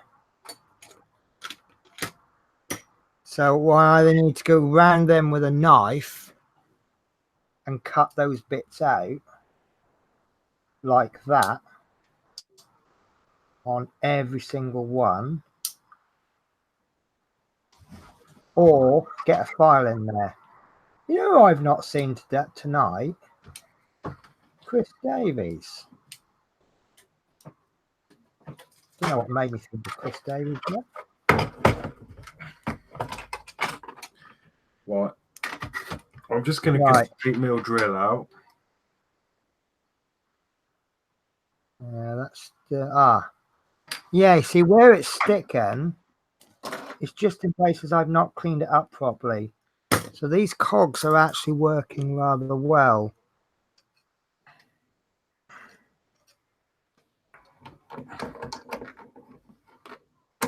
So I might be cutting a new piece of that rod. But so that's that bit done then, isn't it? Yeah, I'm just trying to get my bearing out. Ah, easy. Brilliant. Yeah. So what I'm going to do is get my drill out. Yeah.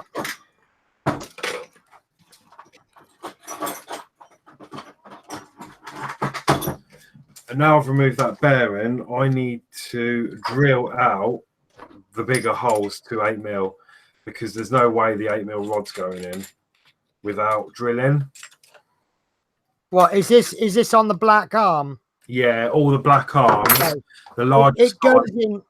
It goes in mine, so I don't need to drill it out. Well, not on this one anyway. No. Because like on mine. Goes in. Yeah, hang on, let me. Right. Ah, right. We need to remove that. Right. I think, yeah, there we go. It kind of goes in. It can still rotate round though. Do you think I should pop a bit of glue in there?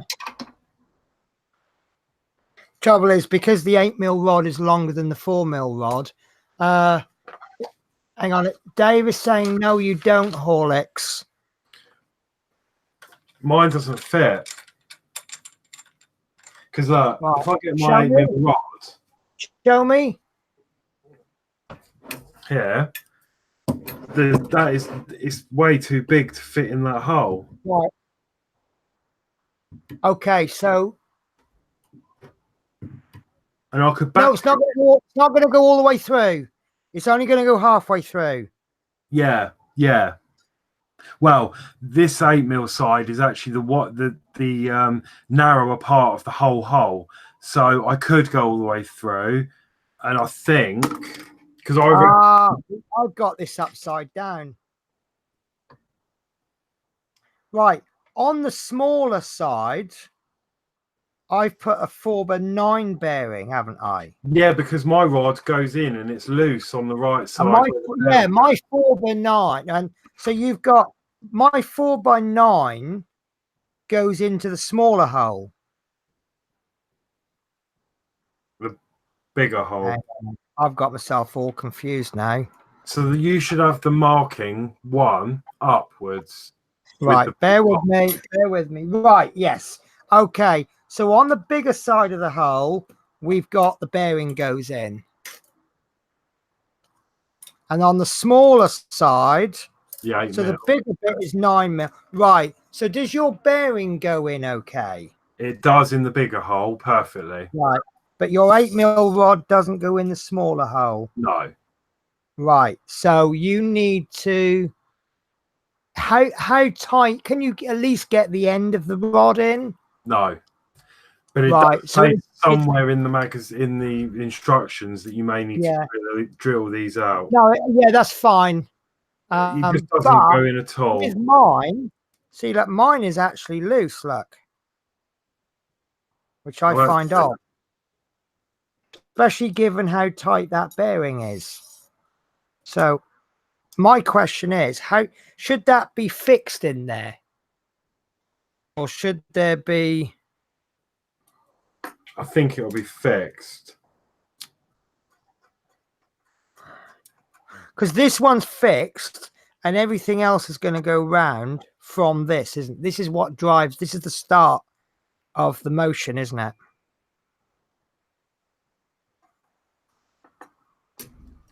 Yeah, I think so. Yeah. So if I find that's too loose, then I'll put a drop of glue on that.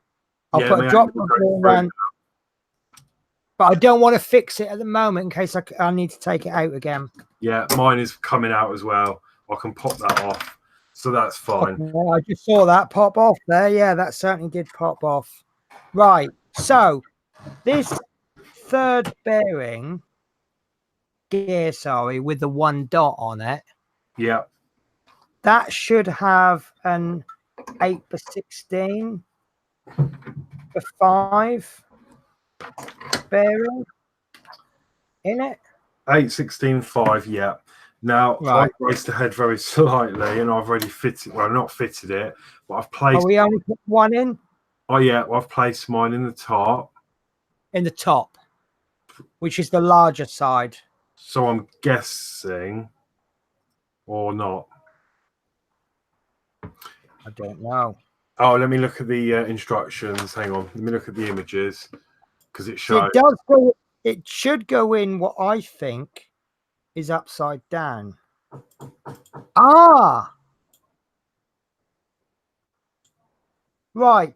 The dots will all be hidden, so I think that needs to go dot down. I don't know. Right. Let me have a look. Right. So. Yeah. Right. So that bearing, if there's one bearing in it, it's going in the smaller side. So dots up, bearing in the dot side. Yeah. So let me just put, because my bearing's a bit slightly too big. Right. So I'll show you what I'm doing with mine. So I'm going in with a vise. See, I've got my bearing in as try and get that straight. So before you push that in, looking at this image, Yeah. it looks like he may have two of those bearings in there. Because if you look at this, I don't know, it just looks like there's How many of these bearings are we using in total? The 688, Yeah. we will be using 11. Right. Okay. So what I'm going to do then is I'm going to open my vise up and I'm going to slowly push it together. And that should, in theory, slowly push that bearing in, which it has done. So there's my bearing there. Yeah. So you think there should be another one on there, do you? Not 100%, but looking at the picture. Right. Let's measures. So these are 5 mil. The width of this at its fattest part is about 10. So it won't be sticking out either end, will it? Sorry. Yeah, if you look at this picture, for instance, you can see where it's shining on the inside, but then there's a gap, and then there's another shine on the other side. So I'm wondering if we have to fit two in each big one. Okay, so decision, guys. Do we put 2 bearings in? Horlicks, are you putting 2 bearings in? Oh, I don't know. Yeah, look at this picture. Listen, right. This is the way I see things, right? Do you think that? Yeah. Right. If it's wrong, right, at best we'll pull a bearing out. At worst, that bearing's not going to come out. We'll have to spend 20 minutes reprinting that cog, and we'll have to destroy the old cog, get the bearings out. So what have we got to lose? 50 pence worth of filament, 20 pence worth of filament? Yeah, I suppose. But looking at this picture, what do you think, Penny? Do you think that looks like I think there are 2 bearings that haven't quite matched in the middle. Yeah. Hence you can see the gap. If you now look through mine, you can't see a gap, can you? No. Well, you can see something the other side. So I'm confident that that bearing goes in both sides, and that'll steady them. Yeah. And that's almost going in. So I'm going to put that.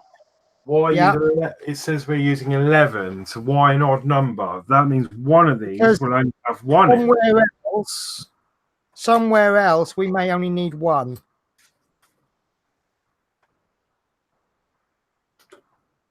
Well, that's too late now. I pushed my bearing in, so there's no going back. Right, let's have a quick look before you do yours. Oh, look at this, Horlicks. Can you see the gap between the 2 bearings? Yeah. Yeah, I think you're right. So I'm putting one in. I am just going to squish that a bit more, though. And then I'm going to put the second one in. Yeah, let me see what you're doing. You're still on your website view. Oh. So right. So I've got one in on the small side, and now I'm going to put one in. Okay, I'm having trouble with this rod now. So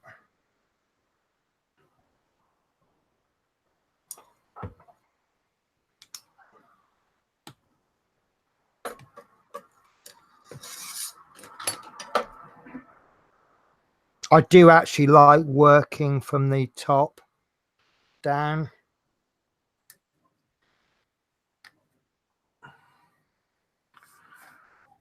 Right. I need to get my file, which I've misplaced somewhere. Right. Okay. What I'm going to do, because I can't, that's too much of a tight fit to get in there. So that's not sliding up. Or is it? Or is it? That might actually go. Oh, okay. Brilliant. Oh, and I put it in upside down, look. Oh, can you believe that? Oh, so I just pulled the cog off and it's just gone flying across the room. Right. So are you happy for me to put that on there?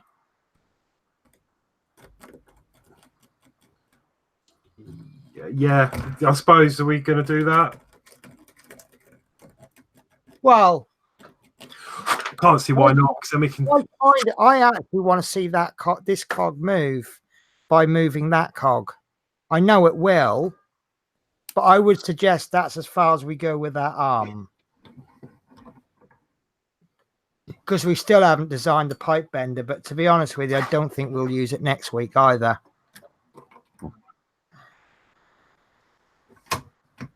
Oh, sorry, I'm going to put it on because I know it fits now.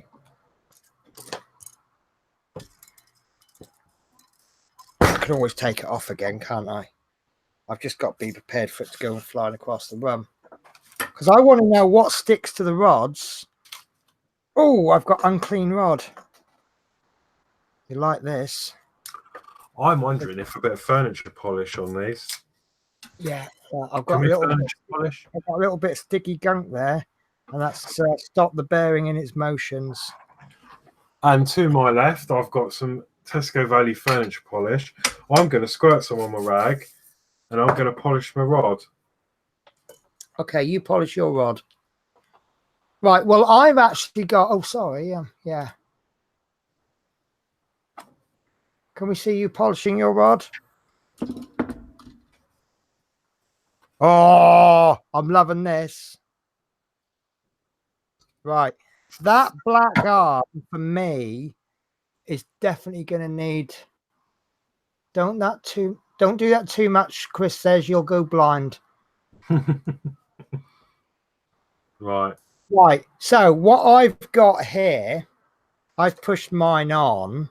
Obviously, I need to line these up properly, but this is actually rotating around, so I do need to glue that black part on. But other than that, if I hold that up so it can't rotate, can you see how that's all going around nicely? So far we are on track for something spectacular. Again, if I reverse it, it's just that needs... I'm tempted to glue that on now, actually, because do you see how easy that rotates?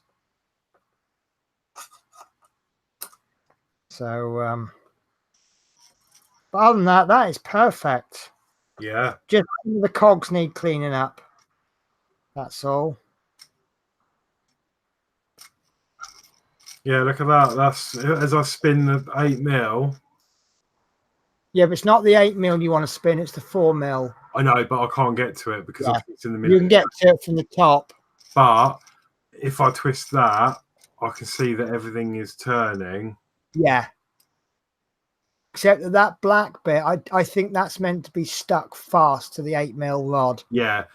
So I think when the middle rod is spinning, it will do. Like so. Yeah. So I'm really happy with that. So I'm going to do. Yeah, I'm very happy. I'm going to glue these cogs on. With the 12.5 rod through this middle bit here, I'm going to apply a little bit of glue in there. Right. I'm actually not convinced that mine are straight. There seems to be a wobble, and Either wobble is either caused by the prints being warped, or they're not on straight, and I need a longer rod in the middle. So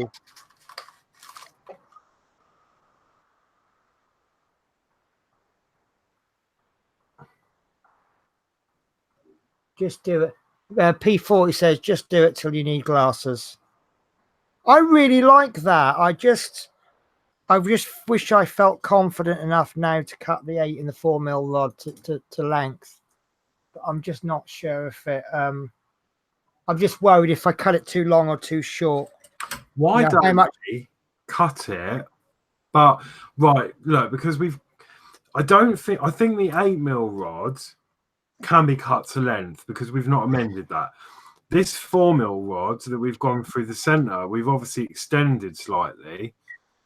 I think we could probably cut that, but add 5mm to what it says just to cover ourselves. Right. See, what's happening is we think we know how this goes together, but as we actually build it, we're kind of going, that's not what we thought. Oh, hang on, this is how it does go.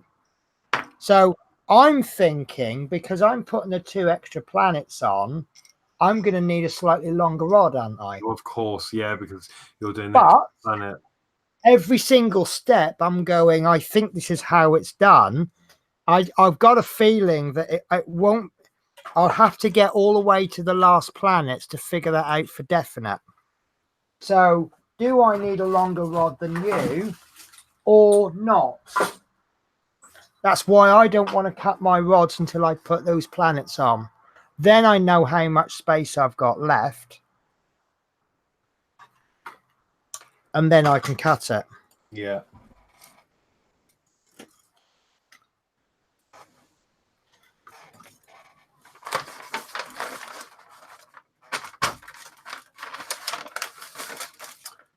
Oh.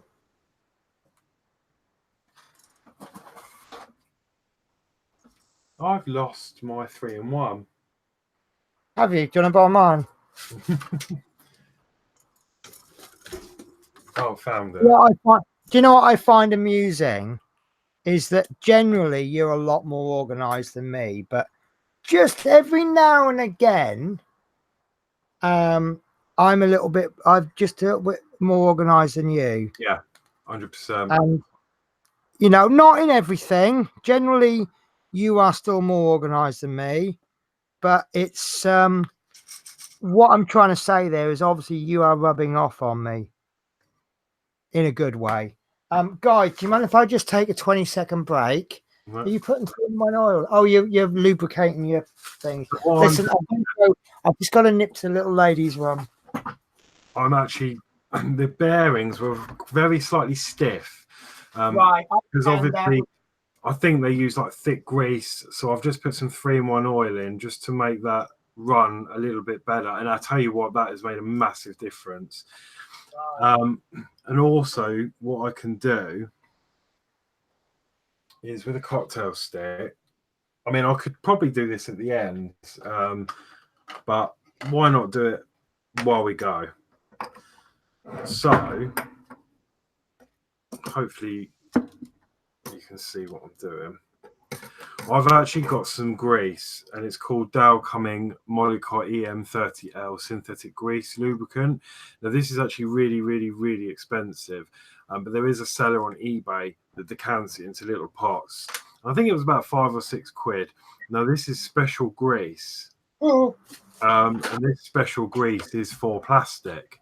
So what I'm actually going to do is I'm going to cover the top of the bearing with this special plastic grease just between the arm where there is friction between the actual arm and the cog itself. Right. And I'm hoping that will then why didn't you just lower that cog and pop that in? Would that work? Pardon? Oh, I see. Yeah, I see what you're doing. Yeah, you're stopping the plastic from melting through friction. Well, it won't melt, but it just helps it. No, but if you don't put that on, if you had, obviously, depending on how fast it spins, if you rub two pieces of plastic together, it generates a small amount of heat. Yeah. If it's generating the heat faster than it can get rid of it, it's going to burn, isn't it? Yeah. And if you printed this in PLA, once it gets to about 50, 60 degrees, which isn't an awful lot, it's going to warp.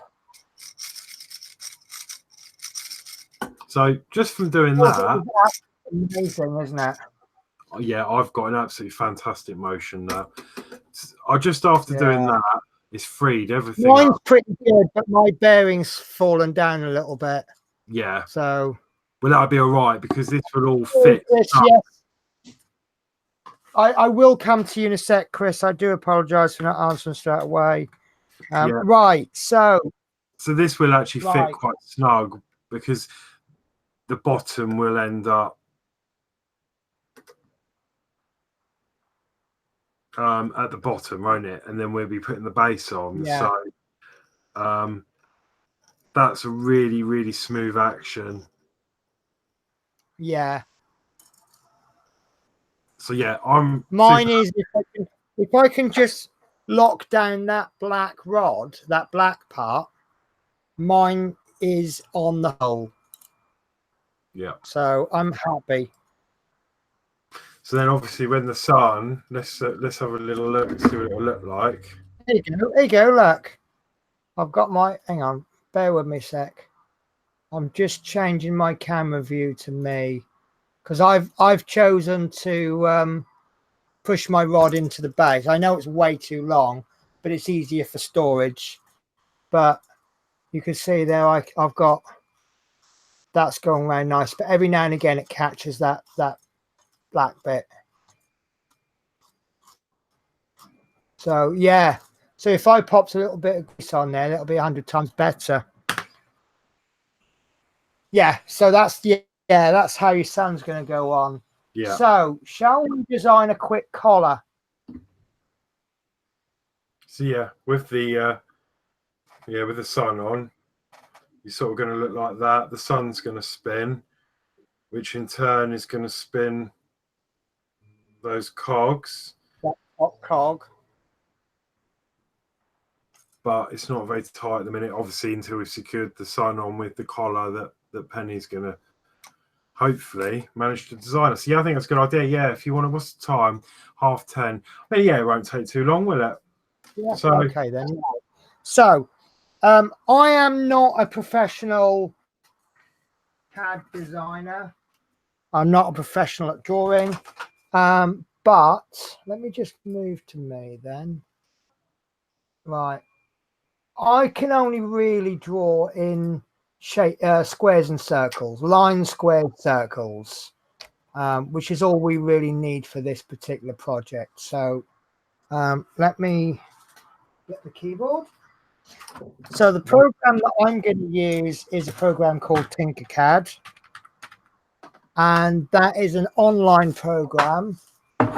It's free to use. The only stipulation, if you decide to do any designs on this, in exchange for having it for free, oh God. Right. In exchange for it being free, they kind of can use your designs for anything they want. So it might be sending me a text. I knew it would do that. I bloody knew it would do that.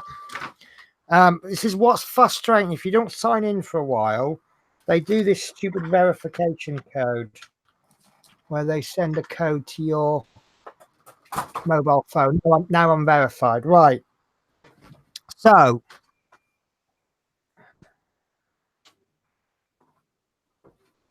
we're going to create a new design.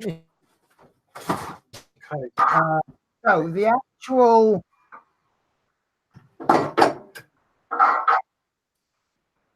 right. So what I need is a cylinder, and I am going to draw a box, and that box will be 4mm by 4mm, which is the Whoops, no, sorry, I want more than that. I want 6 by 6, I think I want.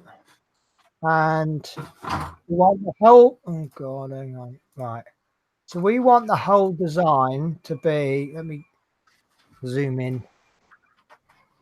Right, we want the whole design to have a height of, what did we say, 6 mil? No, 4. Oh, hang on, 4.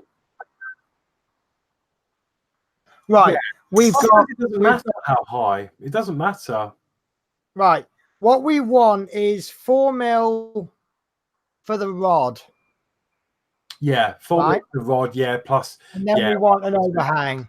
So what I've got there is I've made a 6 by 6.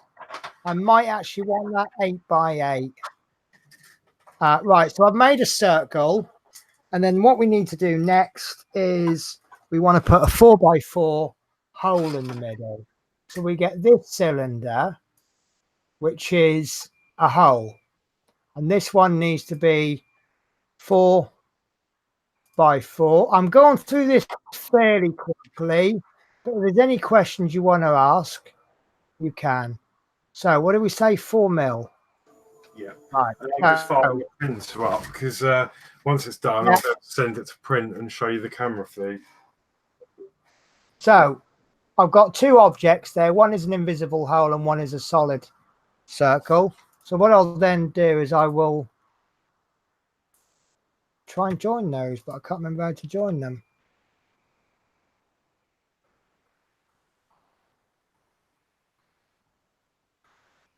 Oh yeah, this is the weird bit. You have to kind of go inside the object.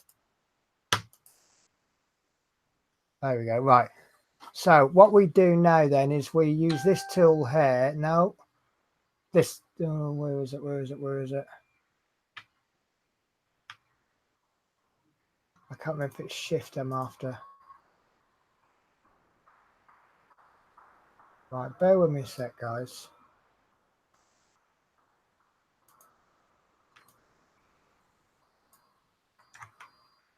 That's it. Right, okay, yeah. Sorry, I've made myself slightly rusty on this. Right, so I've selected both items. I then use this, which is group, and you see what you end up with is a cylinder. Now that's the bit that's going to fit the that's the bit that's going to fit the metal rod. The next, what we then want to make one that's going to fit over the slip ring, and this is going to be slightly more complicated. So let me go to my camera. Right, so what we need to do now is, using the calipers, we need to measure that slip ring, and I make it 4.6. So I'm going to make that hole 4.5, and what we can do is print various ones. We can either print them bigger to give us a bigger gap, or we can just get a file in there. So there we go. Right, so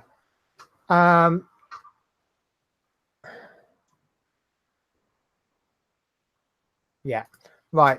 So I'll do this one backwards. Actually, I'll make the hole first, which is going to be 4.6 by 4.6, and we'll give that a height of 2 mil. Yeah, I reckon. Right. So now I'm going to make another cylinder, but it needs to be 2 millimeters bigger. So that'll be 6 point. How big did I make this one? That one was 4. No, 6. Right. Right. So yeah. So the reason I made it 2 mil bigger is to give us a sleeve of 1 millimeters all the way around. And what do we say? This one too. So now we join these together.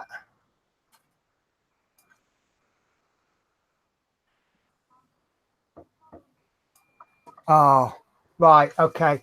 I've got this on Snap Grid. So what I need to do is change the Snap Grid because it won't match up. There we go. Is that exactly in the middle? So 1, 2, 3, 4, 5, 6, 7, 8, 9, 10. 1, 2, 3.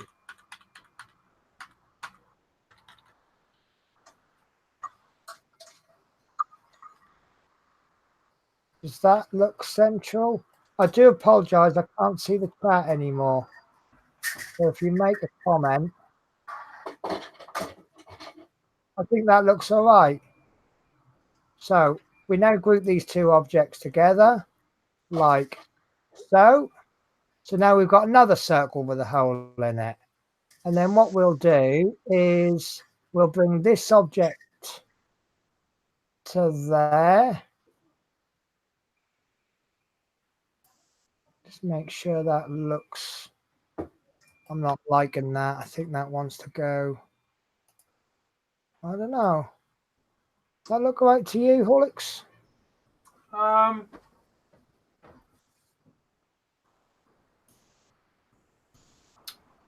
It does look slightly over, doesn't it? Unless it's just the... Right, okay, I'll tell you what we'll do then. Whey! Right, let's, but there is a grid on here for a reason. It's to help us. So if we line that into a big square like that, actually, let's snap that grid back to 1 mil. Right. So shove that in the corner.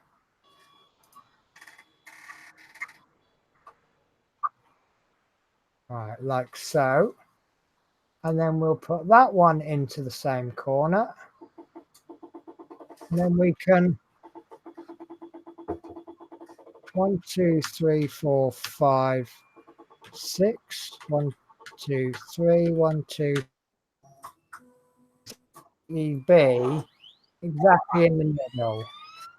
So now all we need to do is take that bigger one, bring it up 2 millimeters, and then we join them together. Oh, do you know what? I'd slightly done that wrong. I could have actually made that outer collar bigger, but it's not going to be the end of the world. Right, so there we have a sleeve. Right, that larger hole on that side, on the bottom, is going to fit into the rod, and the one on the top is going to fit into the slip. Sorry, the other way round.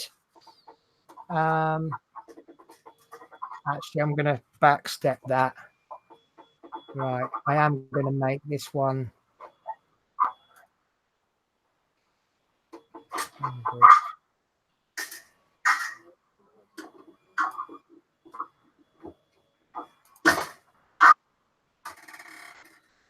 Yeah, right. I'm going to make this 6.6.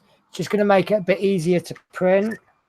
Otherwise, you're going to need supports for that tiny little thing. Oh, why can't I make that different?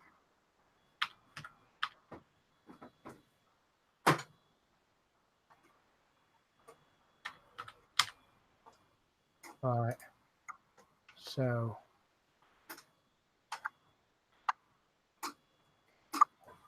sorry, guys.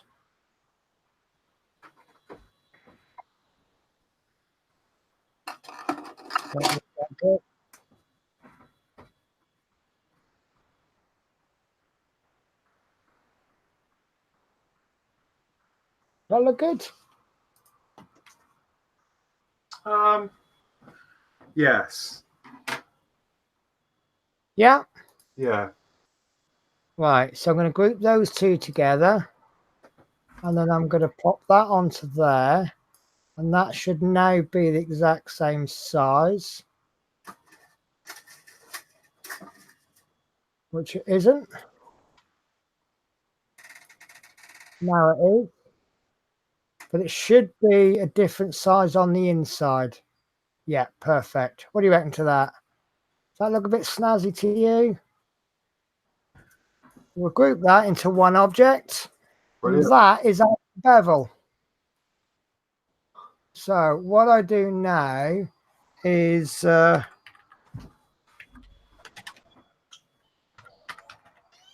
call it a collar. And you don't actually need to save it.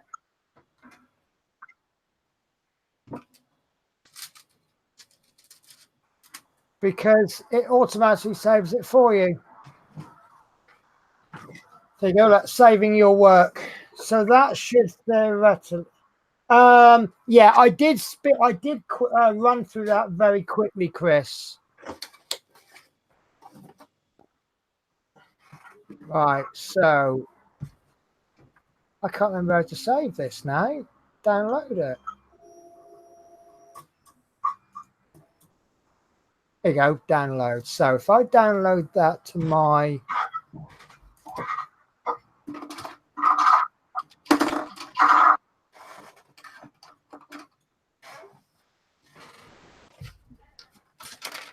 right, just for convenience, I'm going to send that to Horlicks via Facebook. Cool. I will make this available for printing. So yeah, I've just set my printer up, so I will send that straight away, and you can wait till we'll see how. Yeah, we'll see if it works. You see? Yeah, That's what I'm thinking. I can't Right. So see it taking more than a couple of minutes to print. Well, we'll at least be able to see most of it. Would you need a bigger hole at the top? Shouldn't need a bigger hole. You should need, for me, measuring my slip ring and my rod, I should need a 4mm hole at the one end to go over the rod, and then a 4.6 on the other side to go over the slip ring. Has it been received? Yes, it's loading now. Lovely. You know, we've got a very good right. Don't forget when you print it, put the smaller hole at the bottom. Right, so you know how to print, don't you? I think we'll be unlucky if that. Yeah, 2 minutes. Can you zoom right in? And then look at it from the bottom. oh, hang on. Or rotate it on the bed.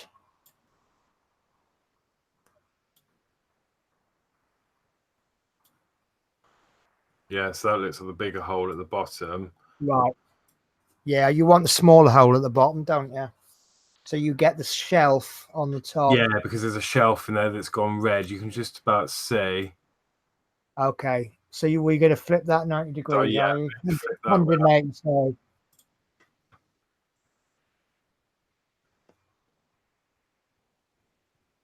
We haven't got your whole screen on there, but that's fine. Have you not? So are we able to see your printer in motion? Yeah. So Brilliant. So this is a live exclusive, guys. This is a 3D print from nothing to the drawing board. So you can to just see the collar in there. So if you're looking at it like that, you're going to shove that is the way it's going to go. You're going to place that onto the rod, and then the slip ring will go on top of that. So do you think we should do 100? Wow, do you think 100% infill, or just do you think 20 will be? I think anything more than 15% will probably be overkill, but I would take that quality down. 10%, that would be perfect. It's your preference. Personally, I would print that at 0.06 to get the absolute best quality I can because I want it to fit. But no, 0.06. But that'll really slow. That'll probably bump it up to about 10 minutes at least. But then you'll have 8 minutes. You happy with 8 minutes, guys? I'm excited because Love Minis will tell you I've done quite well out of prototypes. I guess the values, I print it, it's slightly wrong, and then I adjust it accordingly. And I usually get it right by about the third attempt. However, not being big-headed there by saying I get it right in about 3. There, you know, I do circles and straight lines. That's all I can do. Complex shapes are way beyond me at the moment.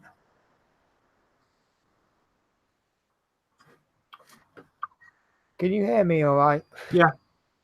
Okay, no, that's right. It's just I wasn't sure if you could. Right. Okay. So This is a bugger, isn't it? It takes a while to work it out. I think you're there though.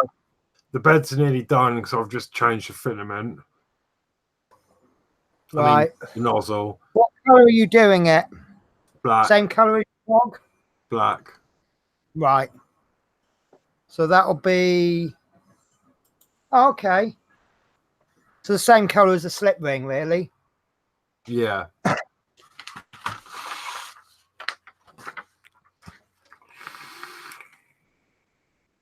I mean, I'll do mine silver because I think I want it to look like part of the cog. But not saying you're wrong.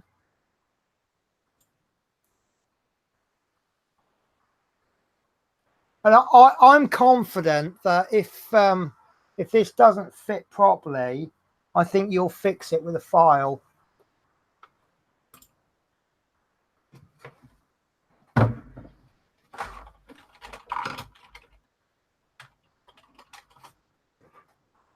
We love this print anyway, don't we?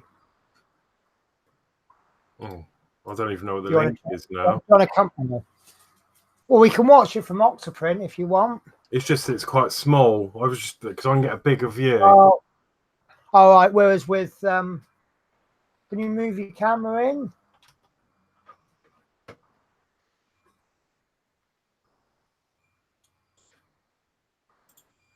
There it is.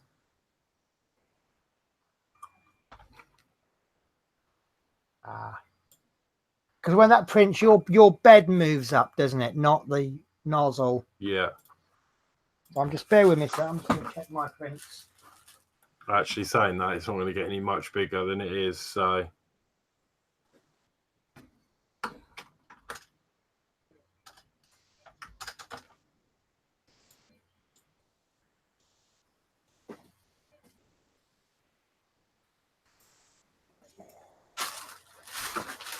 Tomorrow I'm changing the print beds on my printer.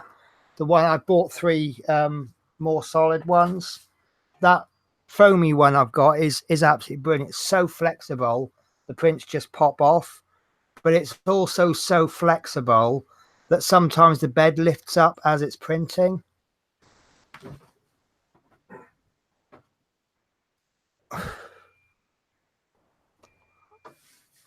But those beds came yesterday. But if they're still too flexible, I'm going to pop into work and get some aluminium sheet and stick them down. Right, I've just put some. Oh, we done. So I need to get the shelf over. There's any problem with having the shelf there. I sit on my chair, it rolls back, and crash bang wallop.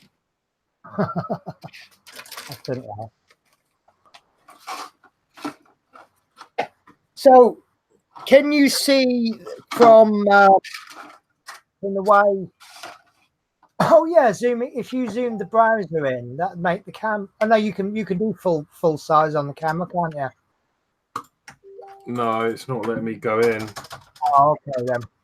If you enlarge the browser window, you can do it that way, can't you?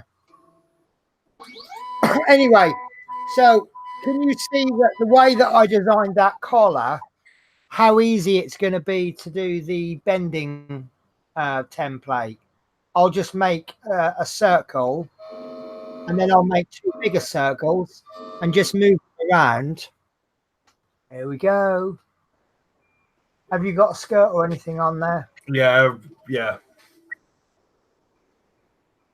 So remind me, what layer height did we put in? 0.06. Yeah.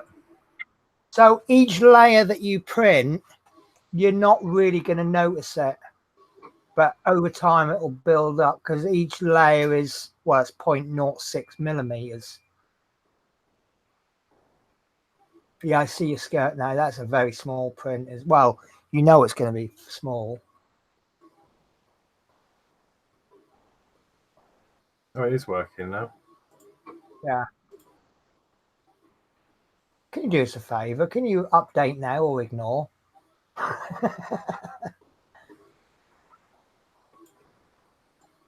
Oh.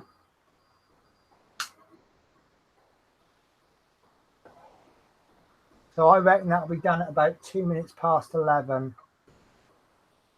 Yeah. Maybe 3 minutes into a camera delay. So on my desk, I've obviously made something. Can't remember what you call it now. Our print monitor, and it's Yes. so it. I'll just have a quick show you. Down here, I don't think you can see that, but it tells me the printing time remaining, which is saying 5 minutes 20, temperatures, and yeah, The current time, which looks wrong. yeah, the time, and then you've got yeah, it's wrong, and then daylight savings, isn't it? And then obviously the percentage of the print, and then the Wi-Fi signal here. Yeah, and that's 3D printed, wasn't it? Yeah, 3D printed with some circuitry. I think it cost about 20 quid to make. Yeah. See, that would be handy for me because if I use my Ender 3s with SD cards and they're all sitting behind me, I guess I could make one of those for each printer and I could have them sat on in front of me. Yeah. Actually, that's looking really good already. It's a little bit because it's because I'm using a rubbish camera on it. But obviously, if you're printing a large print on 0.06 layer height, it's going to take hours just to build up like a millimeter. But this is only like 4 or 5 millimeters or 6 millimeters across.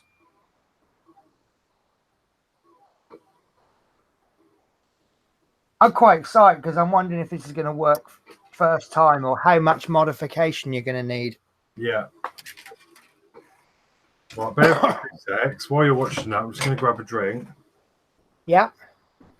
So we've got about 8 minutes, but like 5 minutes we've got left, haven't we?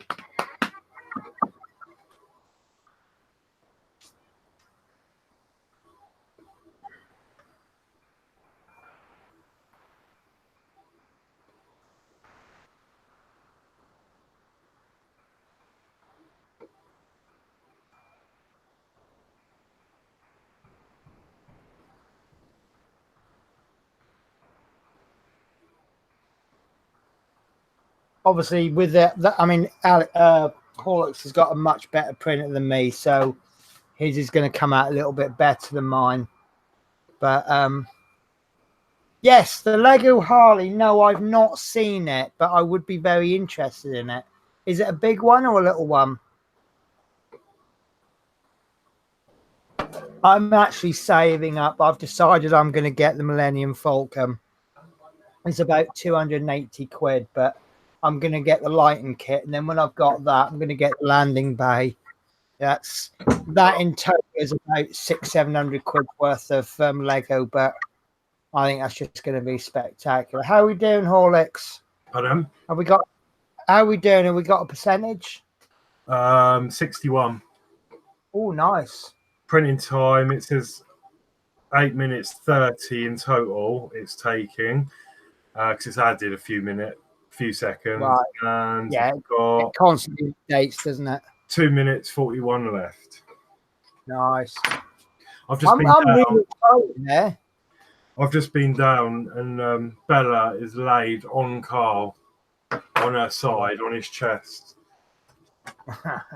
and she's not budging. It's the cutest thing ever. Sounds to me like at the moment she's just a big cat. She Yeah. just lays around and does not a lot, and just receives love. Except that she doesn't have a murder button like a cat does. No. But I tried to play with her earlier, and she tries. Like, she can just about get her mouth around the rope, but she hasn't got the strength to tug on it yet. Yeah, I think you have to use string rather than rope. Yeah. Oh, I got a joke for you. You are going to love this. Actually, I was told it as a true story, but the only thing I'll say is I'm not going to try and do the way people speak in case I accidentally offend people. But this bus driver, he one day he sees this unattended golf bag with all these golf clubs in them, and he thinks, oh yeah, I could do with them. So he goes over thinking they're unattended, and then he sees this guy standing there head to toe in golfing gear. And this guy comes over and he says to this driver in a voice where he's obviously disabled, he says, can you tell me like about the buses? And he's sort of explaining to him, he goes, yeah, there's not so many, it's Sunday service, you know, there's not so frequent and this, that and the other. And this guy goes, oh, because I want to play golf today. And he's going, oh, they're your golf clubs? He's like, yeah, because my mum and dad bought me them when I was 21. And he says, oh, right. He says, do you like, he goes, yeah, I do love golf. He says, but I'm not very good at it. So this driver, he says, oh, well, what's your handicap? And the guy goes, cerebral palsy. Oh.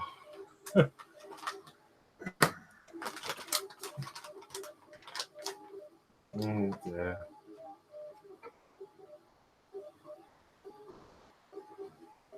So, what was going on today then with the bus? With the bus. With the twig?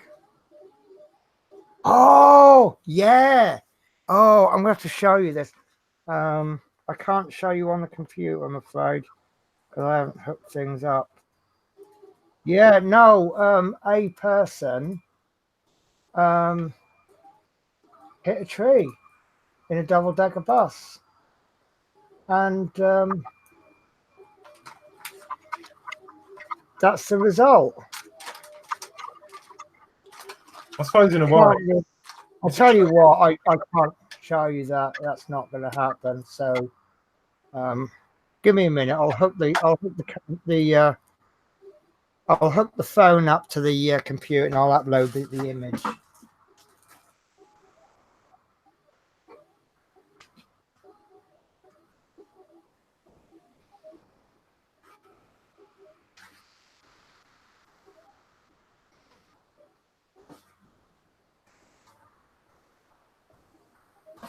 So I've got my charger in my bag because I forgot to charge my phone last night. I went to work with 8% battery.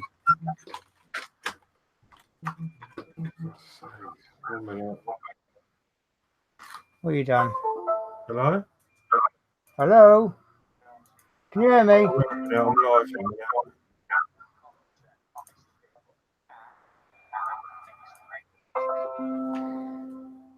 Oh, okay. Oh, right. I've got to go down. Well, right. I'm just getting the print. Apparently, the cat is slept with the dog now, which is a bit of a breakthrough. Oh, lovely. Does that mean they're putting up with each other? Yeah. Okay. Bit messy on the inside, but nothing the far won't sort out. Okay. Hang on.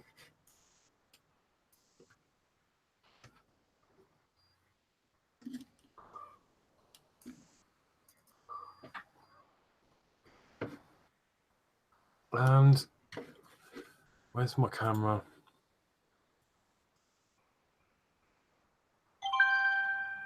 Don't think you can see that. Yeah.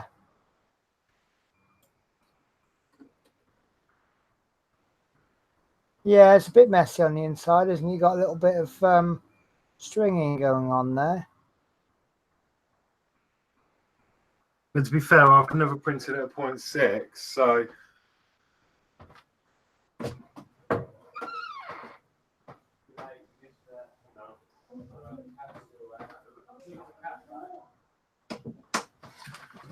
Well, right.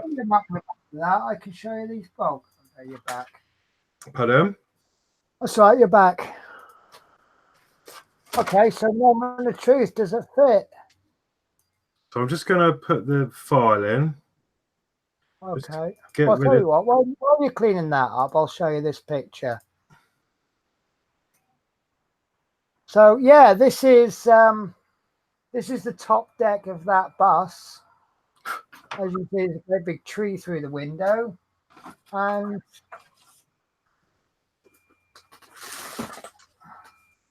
Yeah, it's a shame it wasn't an apple tree, because then passengers could have picked an apple on their journey to work. what I think is brilliant is if you look at the outside view, it actually looks like it should be there.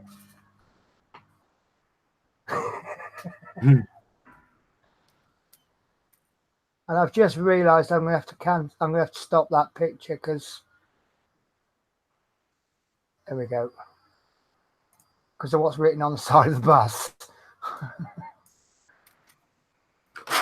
So yeah, right. So how's that print? Right, I'm just assembling now. Hang on. Yeah, we've been having lots of jokes today. Like we're branching out into other avenues.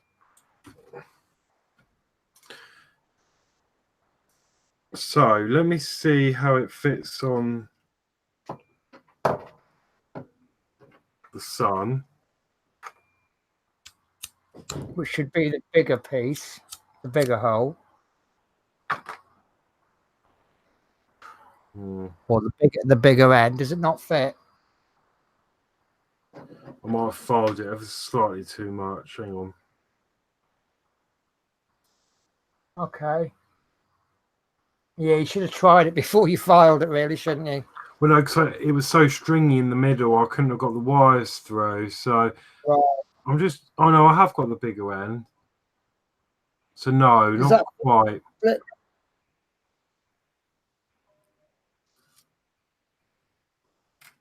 And then the smaller ends will go on.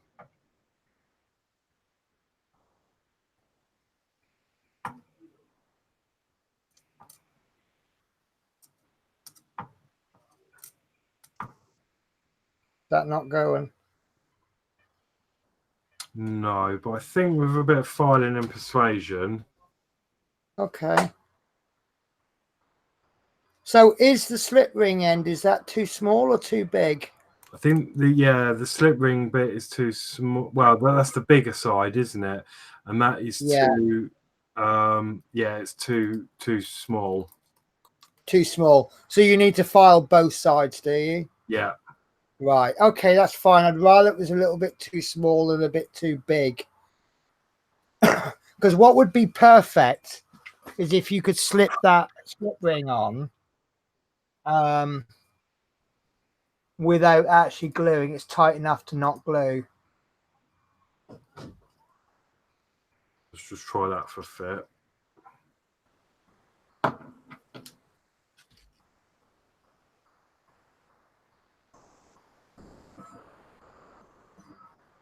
No. That is quite a way off. Okay. So do you think it might help if you perhaps do you think it's proportionally right?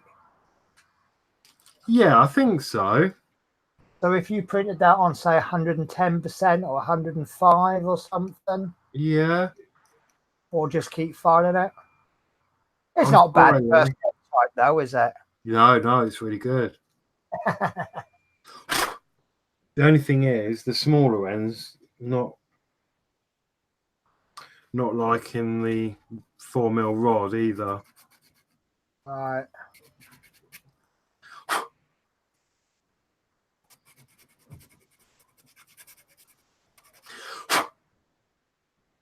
Because actually, my white bit is actually 4mm, roughly the same size as the. Right. So mine's not white; it's black. yeah, because I mean, what I'm hoping you can do is drop a little bit of glue inside the hole, and then glue. As long as you don't get any glue on the outside of it. Yeah.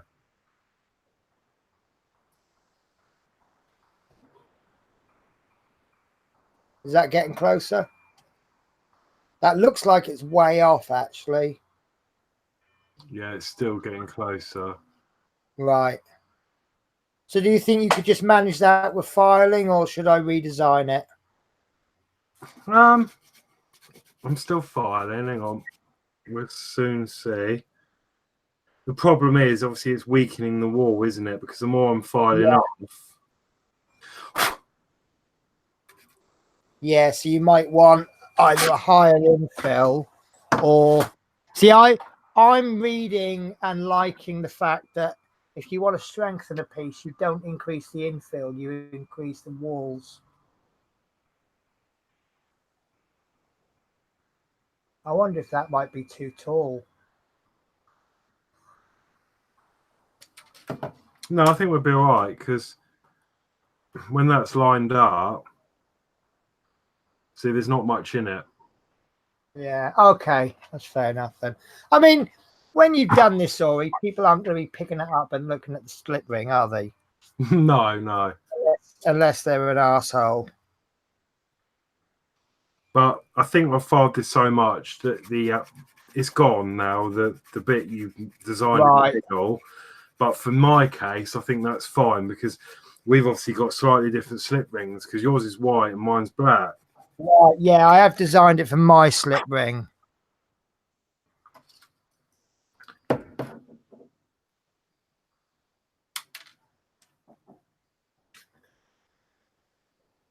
I tell you what, I'm just playing with my slip ring. Now that that sun has cooled down, that slip ring is never coming out of there. I think where you had tacky plastic and it's now hardened, it set itself to the slip ring. Right, yeah.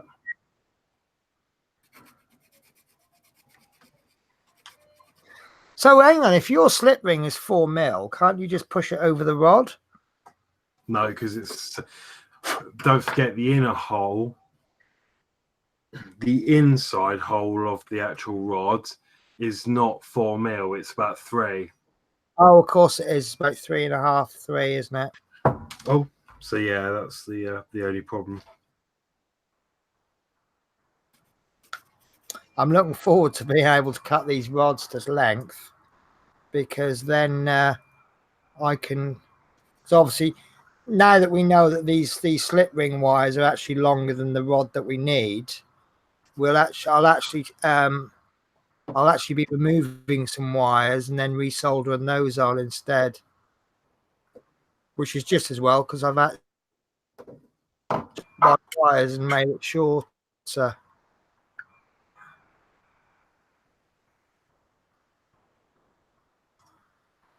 Yeah, still not there. Okay, we're getting there though, aren't we?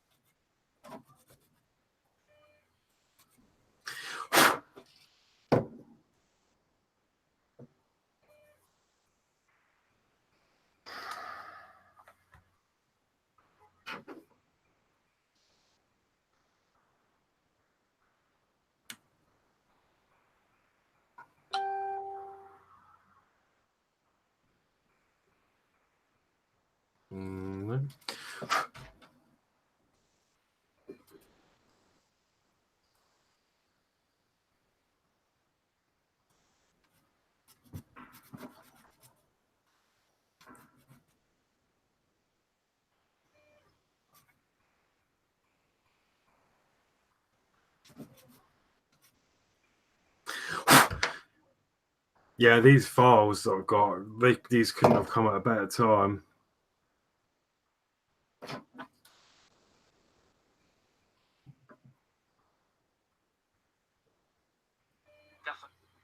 it's a trialist who's grabbing the headlines and some of the plaudits.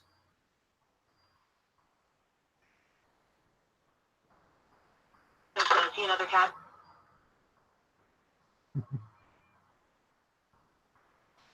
Okay, still not quite there. Are you getting closer? Yeah.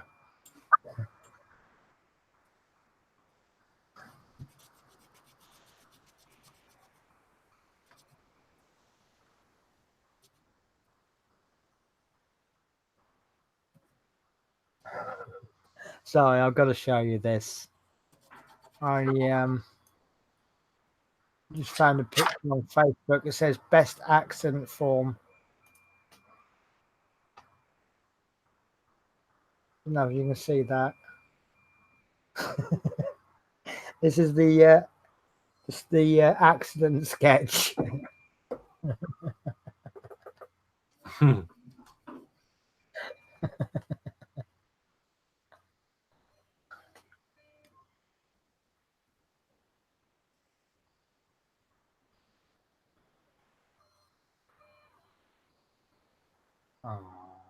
One of our drivers at work has had his last day today. He spent 5 years at the company, and he's left today.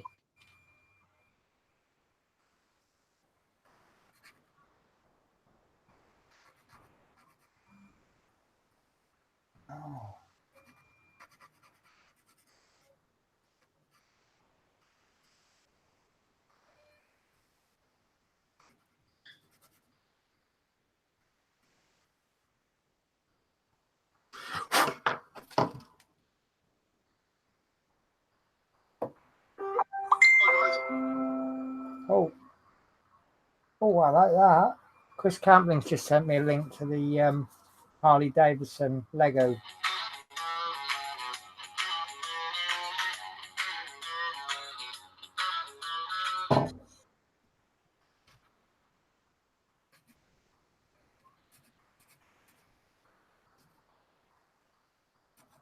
That looks really nice. Might talk about that on Wednesday then. I know it's Lego and not a part work, but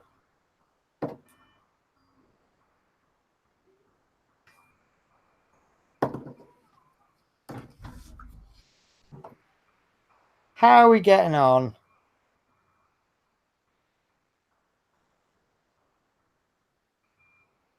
Oh, that looks more promising.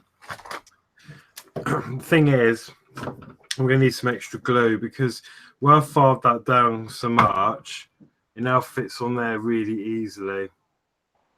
Right. So is that long enough for the bottom of the slip ring to touch the top of the rod? yeah. Right. Yeah. So if you glued the bottom of that collar to the top of the cog, Yeah. and then put a dab of glue on the top of the rod. Yeah. Yeah. And inside the collar, it should be a perfect fit. Yeah. Just make sure you don't get glue on the wires. On the wires. Oh, the wires will be all right. You don't want to get it where the joint, where the yeah.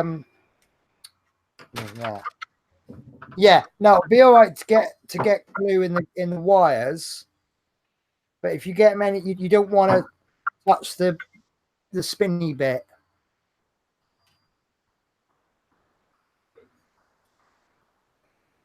Adrian is saying that he's glad you appreciate them. I'm assuming he's talking about the files. Yeah, I absolutely love them. The thing is, I wouldn't have been able to have done this without them. Yeah, it's one of those things that you'll probably manage without them, but life is so much better with them. Right, well, look how thin that is now. I've actually had to take that really thin. Right. So if you put like 9 walls on it, do you think, if we make the whole thing fatter or print it 110% size? Yeah, that might be a better option. Okay. So obviously, I never even thought that your slip ring would be different dimensions to mine. I think, yeah, maybe 110. Right. Okay.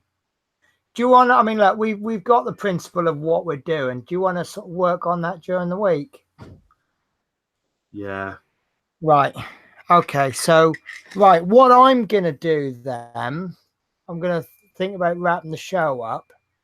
My homework for the week is going to be to finish cutting these little rods. So I'm just going to cut to me for a moment. So I'm going to cut these smaller rods. These are all the 8mm ones. So they're ready for next week. I think then we'll be able to put the rest of the black, you know, the rest of the cog system down, and then we'll have an idea of how big the rods will be. I will get on and design that pipe bender. So I think then the following week we'll be able to bend the rods for the planet. And yeah, I don't think there's going to be a lot. I think 3 weeks tops we're looking at now, aren't we? Again, we don't know how much work is going to be involved in everything. So it might end up that it could be 4 weeks, because I thought we were going to get a bit more done this week. But obviously, we run into a few issues figuring things out. Probably confused everybody now, but look, this is what I've ended up with this week. Doesn't look a massive amount, but it's something, isn't it? So, and I might recut that rod there so it's longer. I don't think we're going to have clearance issues, are we? No. Oh, might do at the bottom here, but we can always file it down and make it smaller. I think I've just cut mine a little tiny bit too small. So as a result, this is a little bit lopsided. Mine was, I managed to straighten them, and then I've actually glued mine into place now because I was happy with the fit. So, I mean, I have got a bit of a, they're not quite straight at the top. You can see they both wiggle up and down, but let's have a look. Yeah, but I think once we get the rest of the cogs in, they're all going to hold each other in, aren't they? Yeah. Remember, one cog leads on to another, which leads on to another, onto another, onto another, onto another. They all interact with each other. But last week, well, yesterday, we had one cog. Now we've got 4. And it's quite interesting about the different bearings and things. And it's funny because you know, from the beginning, I've been slightly worried about this project, as you know, like wondering about how it's all going together. But all of a sudden, just getting that one arm done has lifted a massive weight off one shoulder. Yeah, I had a feeling that this was how it's going to go, because quite a few of the prints that I've done with other projects, I've looked at and I'm like, oh, I'm not sure about that bit. And the R2D2 is another project I'm working on, and I'm sitting there, I'm having to figure things out, and then all of a sudden it all comes together. Yeah. Especially the R2, you're like, yeah, I'm not sure how this is going to work, but I'll print it. And then as soon as you printed it, you have a little play, and you're like, yeah. And by having 2 of us debate stuff, I think that's making it a lot easier. And obviously the audience as well, because there's a couple of bits I would have just jumped in and done whatever, and then realised, in fact, I did make a couple of mistakes, but it's all part of the, but also people understand the instructions different, don't they? Yeah. There may be someone out there looking at this and going, "What? It's so easy." And obviously, if you're writing a set of instructions, you don't want to oversimplify it. But in your head, it's really, really simple because you were the one who designed it. I know in the past where I've written spreadsheets or databases, and people are going, well, I don't understand this. And I'm like, well, how can you not understand it? It's simple. But of course it was when I was writing it. Yeah. So, you know, it's easy for us to say the author's made it a little bit too tricky, but yeah, there's probably little bits that he thinks is easy. He doesn't understand what we find easy. Right. So just a quick update. So I'm rerunning the print. Yeah. I filed away so much, it's still not fitting and it's really thin. So Okay. I'm actually doing it 110% and I've changed Yeah. it from 0.6 to a 0.1. Yeah. 0.1's fine. Just to see if I get rid of all the rubbish in the middle. So I mean, it might be printing too fast for a print that small. You know, there's 101 variables, and what works for you may not work for me on a different printer. Yeah. So this is by amending the print to 110% and obviously 0.1, it's gone to 5 minutes. Right. So there's a bit print which will slow it down, but a lower quality which will speed it up. yeah, because I think, you know, the principle of your design is perfect. I think we don't need to change that. I mean, we could if you want to be really fussy, but for the sake of typing in 110%, it's doing the job a lot easier. So obviously when this is tried and tested and it works, then we can just put a note on the download, just say print this. So it'll be a bit like a 101 print, except it'll be a 110 print this time. Yeah. 110. Yeah. So this will be known as a 110 print, will it? If it works, I'm going to have to play with it in the week and I'll give you an update next week. Obviously, this is going to be done in 3 minutes, but I may have to print it again on maybe 115%. I'll see how it goes. Right. So what I'm might do during the week, I might actually drop a message to the author saying, oh, this is what we did with the slip ring, and it seems to have worked well, but we haven't completed the project. And maybe he might like to appear on the show.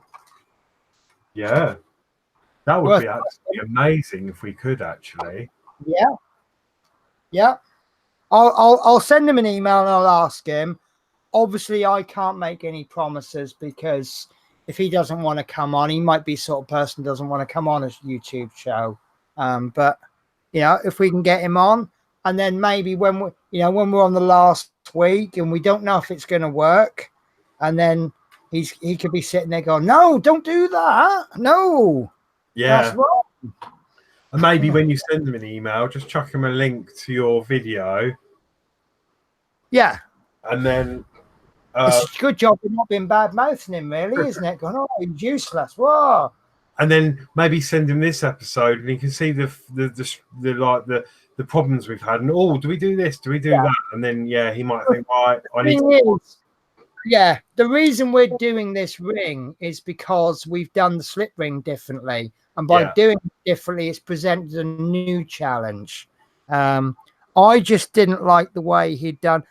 I think pretty much by his own terms, he's bodged that slip ring in, isn't he? Well, yeah, I mean, for him, the author, he might have had this idea at the end when he'd already built it, so then he had no option. Yeah, exactly. And we're doing that thing of watching someone who's already built it and then going, yeah, I think I can improve on that. So we wouldn't be where we are now without him doing what he's done. And then somebody else might be watching this and going, I can now improve on that further, but he's needed this step to do his step. Yeah. So, right. Okay, then. So, are we all right to end the show here? Yeah, we can do. Yeah. I mean, the print's going to be done in 40 seconds. So if you want to have let's have a wait. Yeah. I've noticed. Didn't you have a bit on your printer where you could put one of my nozzles on? One of what? Didn't you change your print head thing bit, extrudery bit. So you could put a different. Yeah, you got. Yeah, it was a present from you, wasn't it? Yeah, but that nozzle looks like an Ultimaker nozzle. Yeah, no, it's I can twist different nozzles in the bottom. Oh, I see. Right. It's the Okay. inside. It was the block, which is where that shield is with the yellow warning sticker on. It's behind that, so you won't see it. Right. So you've basically given yourself options. Yeah, but there is an upgrade I want to do, and it's a whole new extruder head and a feeder, and it basically updates the printer to one of the newest one. However, the kit is about, I think, £400. Oh, I won't be getting that for your birthday then. But it definitely is supposed to do wonders for the printer. But I mean, I'm getting a fantastic result now, so you know it's only going to get better with this extra. Yeah. But I'm never like afford it. But it comes with a new feeder, different type of feeder, and a whole new nozzle. Everything that where those bearings are, you'll see they're white. I've changed the bearings from linear ones to these like plastic ones, and they get a smoother operation. But this whole head you get as the kit, and it upgrades it to like the Ultimaker 3 or something. Right. So you've got the body of the 2, but the workings are an Ultimaker 3. Right. So it's a bit like me getting an Ender 3, printing off some 3D parts and getting the equivalent of an Ender 3 Pro. Yeah. Okay, so this is 110%. Much better quality on 0.1 for me. Right, okay. But obviously printers may vary. Yeah. Go on, be a snug fit. Oh, just. Almost. Is it really? Just. But it's not quite going. So I think. A bit more filing or a larger print? No, we'll end the show there. I'm going to reprint this at 111 or 112. Okay. And then I think it'll be a perfect fit. Let me just check the brass end.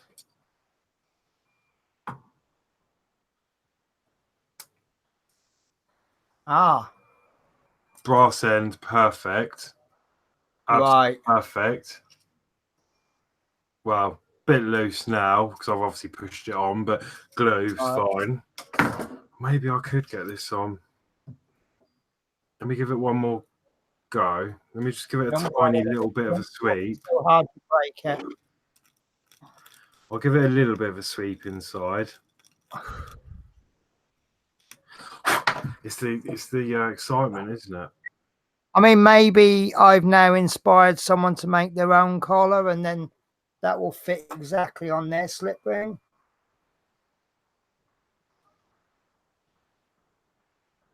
Yeah, almost, but not quite. I think I could carry on filing because I've got a bigger wall. Yeah. However, I'm wondering if I do it at 111 or 112, it would be perfect.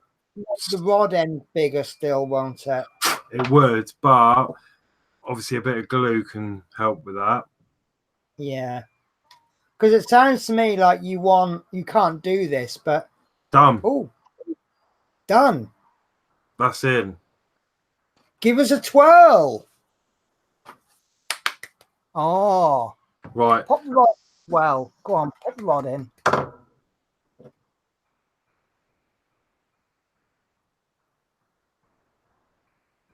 Nope. It's because I've got yeah. Soldered. That'll be a lot easier once you shorten that rod.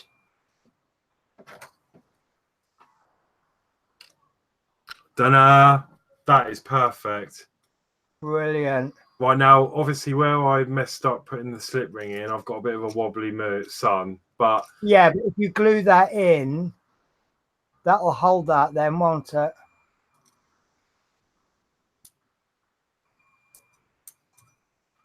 I'm not too worried about a wobbly sun. That's a bit better.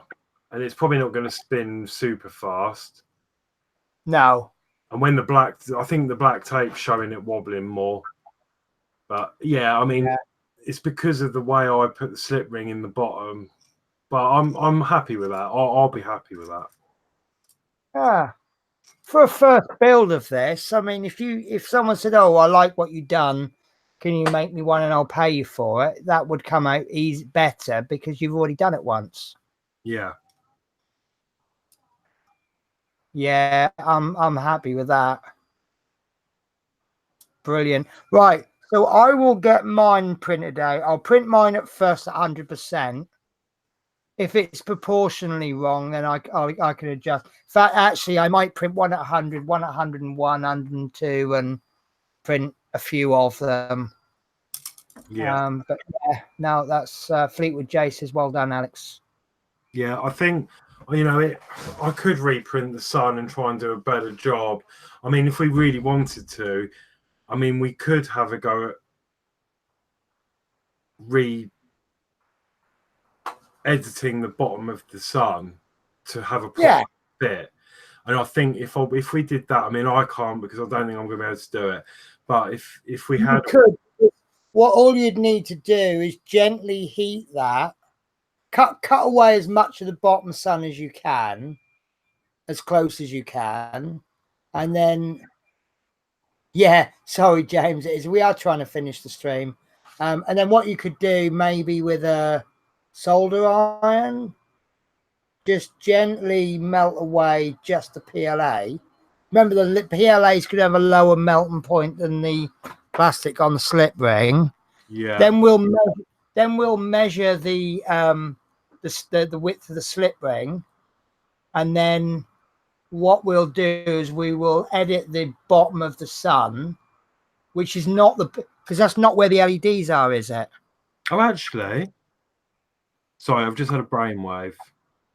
Go on. Doesn't matter.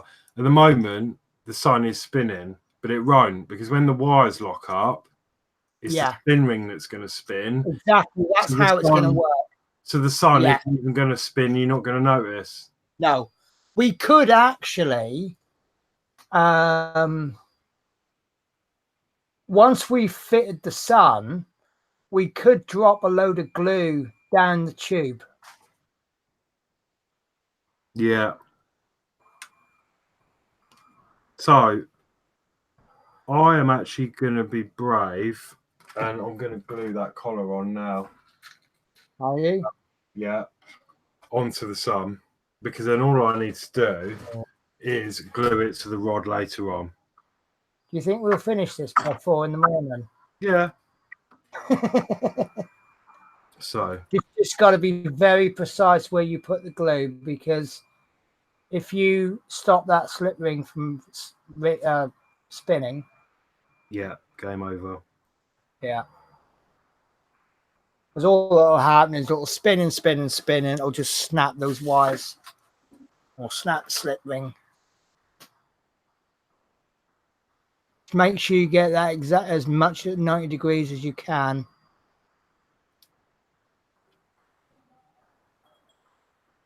So if you were to now drop some glue in there, that won't seep through, will it?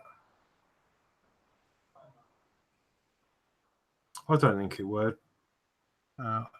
That's super glue you've used. Pardon? Brilliant. Yeah, that's brilliant.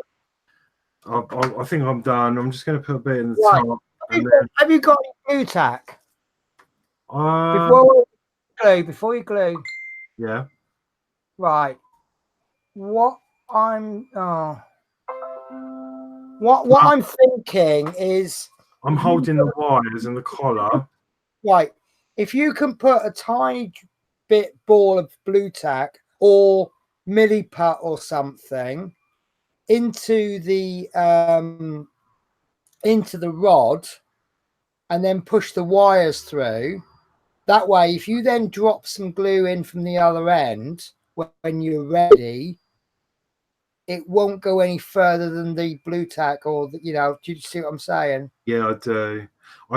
Looking at this, I don't think it will, because it's a tight fit from the other side.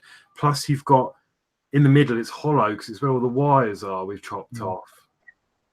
Actually, hold that thought because I'm just trying. I can't visualize in my head how it's spinning. Right. Okay. Shall we leave it there? Yeah, I'm happy with that. We've got The that collar ring is, on. the collar's glued on. I'm happy with that. I can add the glue in there when we come to affix it to this because that's going to help with that. Yeah. So yeah, I'm leaving it there. But And you can always adjust those cogs. You can push them further down if you need to, or bring them up. But that's fine. That's still free spinning, and that's glued. So I'm really happy. That's perfect. Right. So recap then. Next week, I will get the rest of my little metal bits done. Obviously, I'm just too tired to have done all of them on one stream. So I'll have them ready for next week. We will finish as many of the cogs as we can next week. And I will get on and I will design the pipe bender bit. Hopefully, because we've already done some of the cogs, we now know how the cogs work. So we might be able to get all of the rest of the cogs done in the same time it's taken us to do this one set, which will then allow me. Pardon? Depending on how easy it is there, because obviously there was a lot of filing to do, wasn't there, today? And yeah. So, I bet it was figuring things out. We got it wrong. We've changed it. We got it. But the less time, I mean, we're going to do the cogs properly, and the cogs will take as long as they take. Yeah. But the quicker we do the cogs, the more time I'm going to have to explain Tinkercad. Obviously, I just jumped in and went bang, and everyone's like, wow, that was really done really quickly. But what I'd really like to do is go through absolutely everything on Tinkercad. Yeah. Like I say, I'm not a great designer. Everything I design has to be straight lines, boxes, or circles. You know, to make a tube, to me, you've got to break it down. So a tube is basically a circle with a smaller circle inside, but the smaller circle inside is a void. So you actually effectively cut a hole in the middle. And it's just a case of simplifying things. Right. So I'm saying goodbye, and I will let Horlicks close the show. So take care, everyone. Really enjoyed your company, and it's grown last week. It's grown next week. I think next week is going to be the big one, isn't it? Yeah, definitely. Right. So I'll let you close then, Horlicks. Well, yeah. Sorry, it's gone on so long. But when we get carried away, you know what it's like. But yeah, see you next Saturday for more Orrery. So yeah, till then, take care. All right, take care then. Bye-bye.